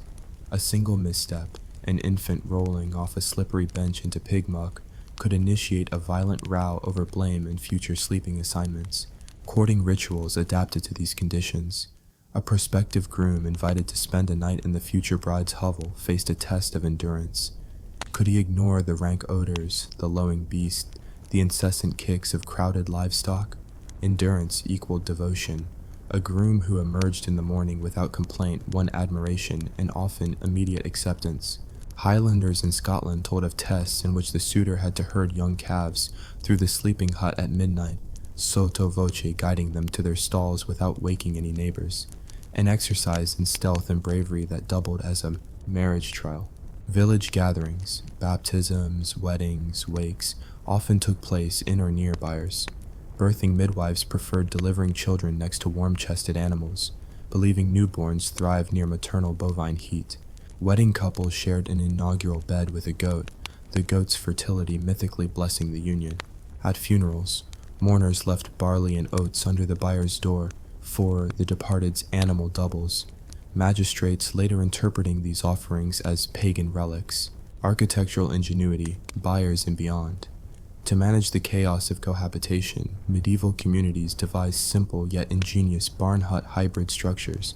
In some regions, dwellings featured an attached byre, a low-ceilinged room with a dirt floor and a half-wall partition open at its upper half. Heat rose through wooden slats while solid lower walls contained manure. A removable wooden grill allowed families to seal off the byre in summer, reducing odors, and to slide it open in winter, maximizing warmth. Roofs sloped away from the human quarters to carry away rain and smell. In northern France and the Low Countries, larger cottages boasted a central hearth flanked by two byres, one for larger animals, the other for poultry and pigs. Doors to each byre opened into the main living space, with separate entrances for humans and beasts. Smoke from the hearth permeated all three chambers, disinfecting air and deterring lice. Windows remained absent. Instead, narrow ventilation slats allowed birds to roost on eaves but let in daylight. These tri-cell cottages explained why many medieval peasants complained of living in a hen's belly, though they saved on roofing materials and maximized communal warmth. In Scandinavia, houses employed the ostuga concept, the main room divided by a central wall of stone or brick. One side contained the open fireplace and human sleeping loft. The other housed the livestock stall, its roof supports doubling as loft beams. Snow blew off the animal side and softened the stone wall, insulating the human quarters. Underfloor heating vents, simple channels from the hearth, circulated warm air beneath the sleeping loft. These systems required constant fire tending, ensuring that someone stayed awake all night. A communal nocturnal watch that further deterred thieves and beasts of prey. Children's lives between hay and hearth, growing up among barnyard companions, shaped peasant children's worldviews. Early memories featured a lamb's bleat as a lullaby, a piglet's squeal as a midnight alarm, and the warm, rhythmic breathing of cattle as the backdrop to dreams. Many children developed barn smarts, instinctual knowledge of animal behavior, that saved their lives more than any lesson from a priest. A child who understood the nuances of bovine tail swishes could predict a cow's mood and avoid dangerous kicks. Games incorporated livestock themes. Children played shepherd and sheep, with one child herding blindfolded younger ones through the dark interior of a hut. The cries of "Baa" and "shepherd" echoed off walls smeared with dung, blending childhood sport with rehearsal for genuine herding duties. On festival nights, older boys chased piglets through the byre, tagging them while wearing straw masks, a tradition thought to train agility and assert communal belonging. More than just diversions, these rituals affirmed the inseparability of human and animal lives. Cultural reflections and literary echoes, medieval literature and folklore immortalized the barn hut motif. In Chaucer's Reeve's Tale, the miller's wife chastises guests for complaining of the inn's cohabitation with swine. She extols the pig's loyalty over false lovers. In Norse sagas, heroes endure trials in peasant huts, learning humility as lice crawl in their hair and goats warm their limbs. Folk songs from the Bavarian Alps mention sleeping on straw with the cow's warm side as a rite of passage. These cultural artifacts underscore how farm couples and travelers alike perceived animal co-sleeping as both necessity and moral lesson. The toll on hygiene and nutrition. No matter the comforts provided by a sleeping animal, the hygiene costs were high. Bedding straw became a breeding ground for weevils, their larvae invading grain sacks stored at the barn's edge. Villagers developed the practice of flaming the byre. Twice a year, after harvest and before lambing, they burned the barn interior, replacing thatch and straw. This calamitous ritual demanded community coordination and paralleled modern fumigation, albeit with greater risk of roof collapse. Those whose barns burned down faced destitution, for their homes and livelihoods perished in the flames. Animal warmth also influenced nutrition. Dairy production soared in winter as milking commenced in the warmth of the byre before daylight. Mothers collected bowls of fresh milk to fortify children against the cold, but spoiled milk, souring in ambient heat and straw dust, became whey, a byproduct given to hogs or used in wheat gruels. The sour taste lingered in memory as both a staple and a warning. Spoiled milk could cause dysentery in children already weakened by cold. Peasants applied ingenious acid-trapping methods. They added crushed gentian root to milk to slow bacterial growth, or steeped copper coins in milk, believing copper's antiseptic properties would preserve freshness. While these methods probably offered marginal benefit, they illustrate how necessity spurred trial and error chemistry long before germ theory. Seasonal rhythms and the cycle of cohabitation. Cohabitation with animals was strictly seasonal. From Michaelmas to Candlemas, families accepted the barn hut system. Come spring, livestock returned to pastures and dwellings underwent deep cleaning. Smoke cleansing ceremonies burned ivy and bay branches believed to carry toxins away. Families aired out bedding on fences, letting children sunbathe on bare roofs to kill lice and strengthen limbs. This seasonal rhythm shaped community calendars. Festivals like Candlemas coincided with animals' departure indoors, while May Day marked their return to fields. Seasonal songs and dances reenacted the barn hut transition. Villagers paraded straw effigies of cows, symbolically milking them before leading real herds to pasture. Such pageantry reinforced the shared sacrifices of winter warmth and summer freedom, enduring lessons from livestock cohabitation. Though modern housing banishes livestock from living spaces, the medieval practice of sleeping with animals offers enduring lessons. It underscores humanity's capacity to forge symbiotic relationships under duress, to reimagine domestic boundaries in the name of survival, and to find comfort in the warmth of other creatures. Our ancestors did not romanticize these conditions. They endured the stench, the disease, and the social awkwardness, because hope flickered in the heat of a cow's flank more brightly than in any hearth ember alone. Stay tuned for Part 3, where we'll meet the frontier families who carried this barn hut tradition across oceans, transforming colonial homesteads from New England to the Pampas, and see how the intimate dance of human and animal heat shaped new worlds. In the vast wilderness of early colonial frontiers, from New England's snow-blasted clearings to the windswept pampas of Argentina, the old world custom of barn hut co-sleeping was reborn in new guises, driven by the same elemental need for warmth, protection, and a sliver of shared comfort in a harsh, untamed land. As families hewed cabins from virgin timber or erected sod houses on grasslands, they carried with them the nightly choreography of human-animal intimacy, placing cows, horses, pigs, and even dogs within earshot, and sometimes within arm's reach, of the family's bed and everything from log bunkhouses to candlelit lean-tos. On New England homesteads, settlers arriving from cold climate regions like Yorkshire and Ulster quickly discovered that brutal winters demanded radical cooperation.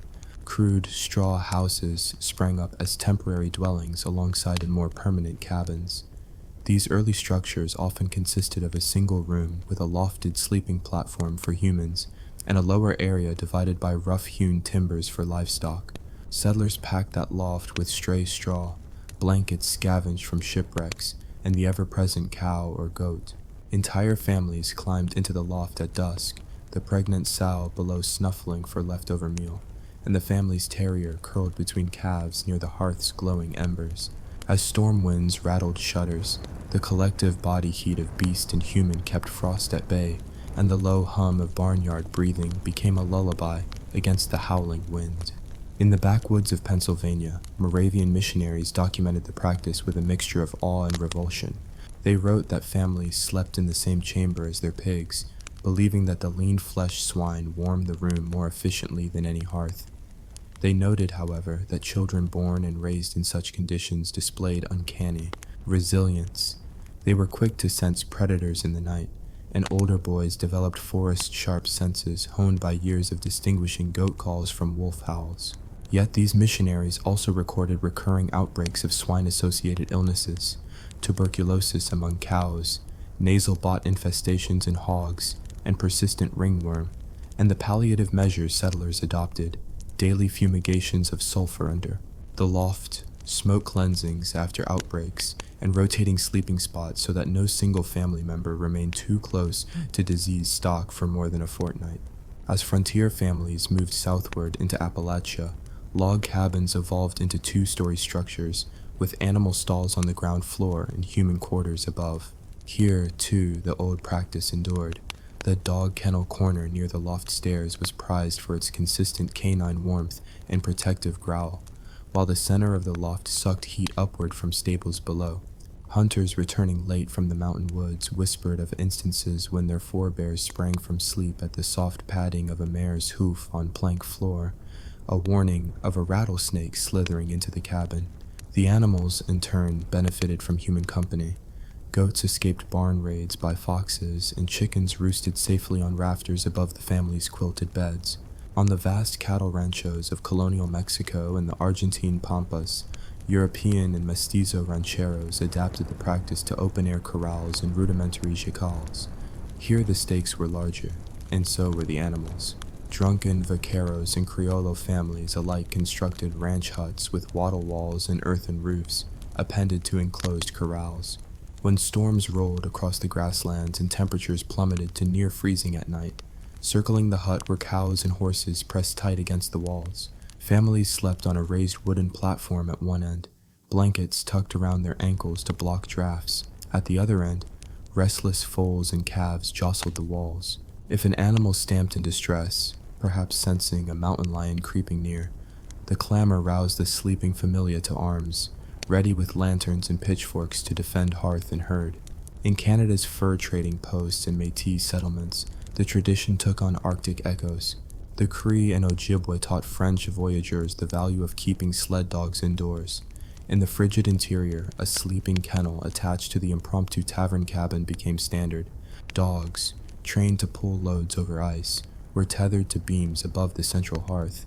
Their body heat radiated downward, supplementing the flicker of oil lamps. Human sleepers repaid the favor by sharing reindeer skin blankets and by massaging the dog's paws when frostbite threatened. The cultural exchange proved mutually beneficial. European families adopted indigenous sweat lodges and animal steaming techniques to combat infestations of lice and fleas that migrated indoors each spring, while indigenous families borrowed the explorers' iron cookware and soap to scrub their sleeping platforms clean before animal reintegration in winter months. Despite the practical benefits, co-sleeping on the frontier unleashed new conflicts. In the rapidly expanding British colonies, Quaker and Puritan authorities, themselves uneasy with heathen practices, condemned shared beds with animals as unsanitary and sinful. Ordinances emerged in Pennsylvania and Massachusetts Bay Colony forbidding livestock in human dwellings, under penalty of fines or livestock confiscation. Yet enforcement proved futile. Magistrates openly admitted that their jail cells lay barren in winter when the local families refused to release their beasts to the cold. Instead, officials tacitly allowed one cold barn exemption per household, recognizing that prosecution would risk losing settlers to hostile winters, or worse, to rival New Netherland territories. South of the Rio Grande, Spanish colonial governors likewise attempted to separate humans and animals.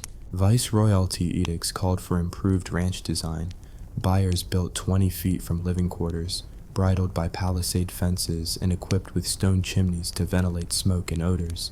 Wealthier hacienda owners complied, erecting expansive courtyard layouts with separate kitchens, stables, and servant quarters. Yet the peonies, field workers eking out pitiful wages, continued the old habit in slum dwellings that lacked stables. Under moonlight, they buried animals inside their cabañas, training goats to scale rough walls before dawn so they could graze on cactus before being corralled back within. Parish priests turned a blind eye to these transgressions, focusing instead on tithes and baptisms, while barber surgeons occasionally visited the poor in their hovels to inoculate against tetanus from animal-inflicted wounds. In Australia's early sheep stations, British convicts and free settlers recreated barn hut traditions in corrugated iron shanties. Temperatures in the outback soared by day and plummeted at night. Merino sheep, prized for their wool, were penned on wooden planks flanking the settlers' bunks. The sheep's fleece, often wet with morning dew, served as an insulating barrier. When settlers fell ill with scurvy or dysentery, they diagnosed animal behavior. A ewe that refused to stand signaled poisonous waterholes. A horse that shivered at dawn foretold an approaching cold snap. In these remote station huts, sleeping with animals was a strategic surveillance measure as much as a source of heat. Over time, frontier architecture began to integrate these practices more thoughtfully. In New England, carpenters devised the cold barn wing, a lean-to appended to the main house, open on one side and floored with pine slats raised above ground. A simple hatch in the floor allowed heat to drift from the livestock below into the family's bedroom above. In the southern colonies, the dog ledge became common, a low brick platform built into the edge of the bedroom wall, where hunting dogs curled up in winter months. These innovations reduced the need for animals physically inside the living quarters, while preserving the essential proximity that wards delivered. Yet not all frontier dwellers could afford skilled carpenters or materials. For many, barn hut co-sleeping remained a raw, smelly necessity. Widows of trappers on the Missouri frontier raised orphaned wolf dog pups in their cabins alongside bedridden children. In the gold rush towns of California, miners sharing tiny cabins piled sacks of oats and barley beneath their cots, effectively creating portable biomats for the burros tethered at the door. As corduroy roads flooded in rainy seasons, horses and mules found shelter in bunkhouses, raising the rent for a night's lodging, but ensuring that drovers awoke to find their herds safely corralled. By the mid-19th century, as rail lines cut across the continent and sawmills proliferated, the prevalence of barn hut sleeping began to wane in more settled areas. Standardized four-square houses and dedicated barns emerged, especially on prosperous farms. Yet in pockets of hardship, among sharecroppers in the postbellum South, among tenant farmers in newly settled Western territories, the ancient custom persisted well into the 20th century. Some Appalachian families recalled, into the 1920s, drifting off to sleep with a cow's flank pressed to their feet, only abandoning the practice when galvanized steel stoves became ubiquitous and chicken coops moved yards away. Through all these migrations and innovations, one thread remained constant. Co-sleeping with animals was not a quaint novelty, but a profound adaptation to environmental and economic exigencies. It forged a shared intimacy between species and carved a cultural memory that spawned legends of cow-haunted dreams and sheep-blessed births. Anthropologists and folklorists later recorded oral histories in which elders insisted that their childhood resilience, even in adulthood's trials, stemmed from nights spent warmed by warm-breathed beasts. As frontier families staked their claims across continents, they carried this practice in their bones and in the very beams of the cabins they raised.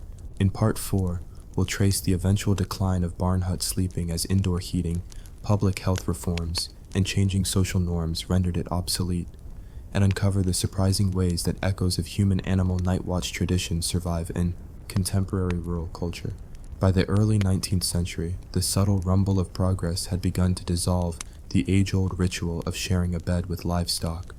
Cast-iron stoves cracked open hearths, channeling warmth through metal flues instead of cowhides. Brick chimneys soared above thatch roofs, replacing animal-heated rafters with purposeful ventilation.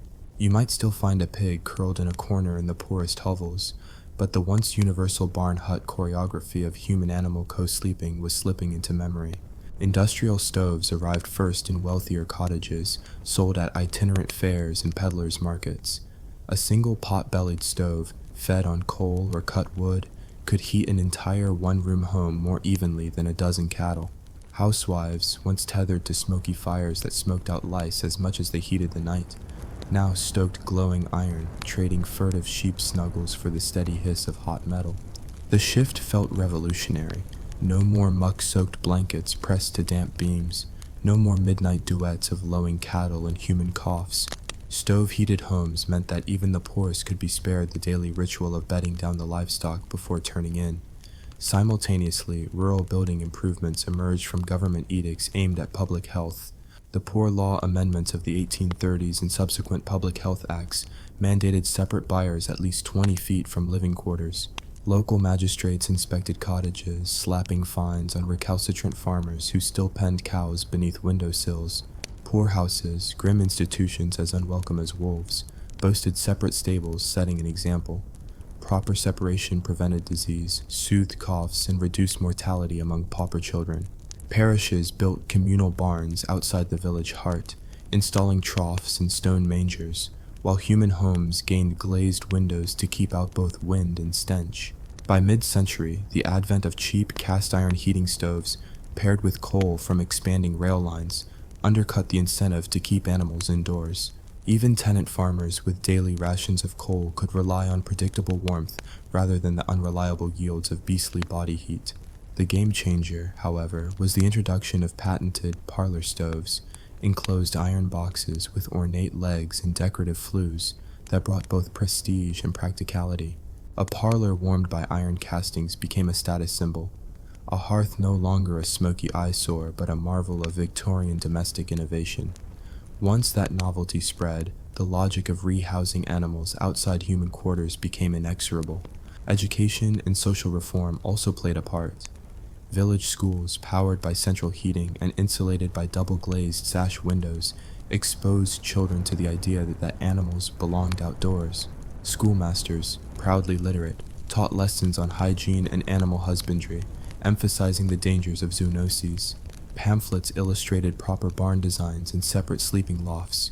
Farmers who resisted found themselves labeled backward, the odd relic clinging to medieval superstition rather than embracing sanitary modernity. Churches, once tolerant of animal co-sleeping as divine stewardship, shifted their stance. Sermons decried stews of sin and vermin, urging parishioners to build proper byres and stoke stoves. Missionary societies circulated illustrated tracts showing the horrors of anthrax outbreaks traced to sleeping cows.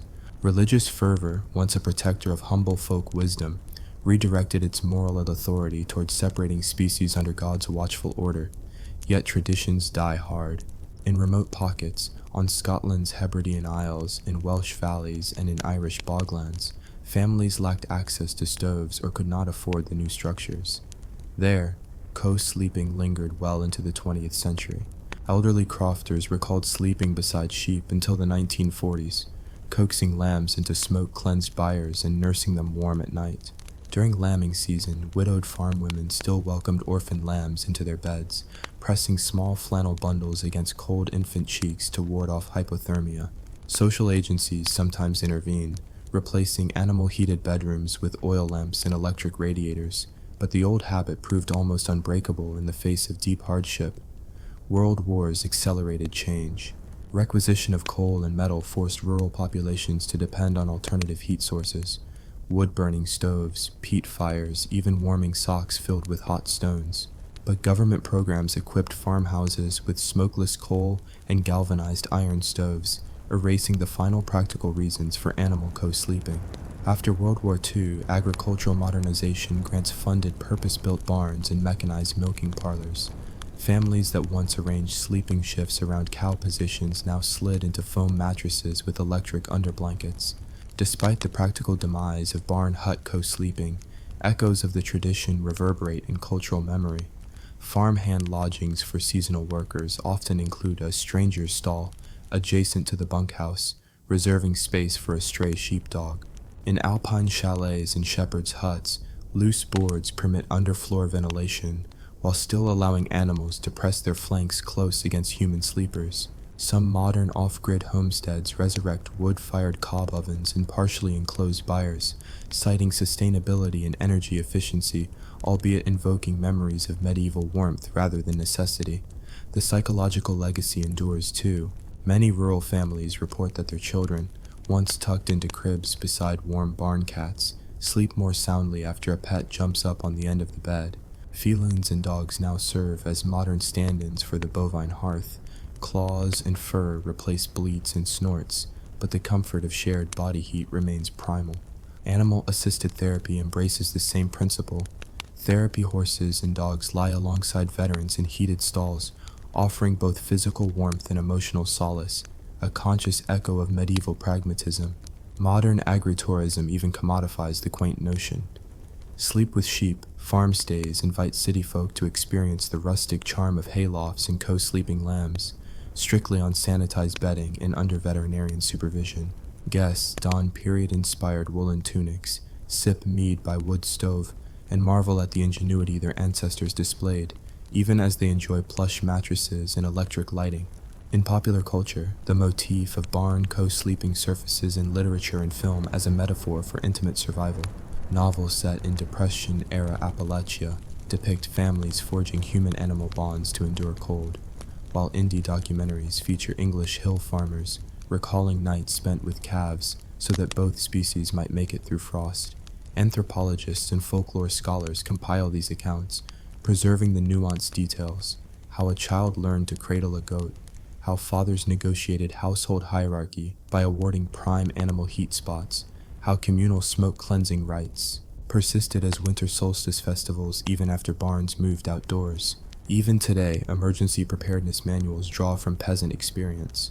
Advice sections on alternative heating and shelter recommend insulating tents with straw bales or sleeping alongside draft-proofed livestock in extreme cold, a throwback to ancient wisdom that heat, companionship, and vigilance combine to stave off the worst of nature's cruelty. So, while the medieval peasants' nightly struggle with cold, vermin, and the uncertainty of dawn has receded into history, its lessons remain vivid. Survival often requires shared sacrifice across species lines, adaptability in the face of changing technology, and the unbreakable human instinct to find warmth wherever it can be found, even under the warm flank of a cow or the soft back of a sheep.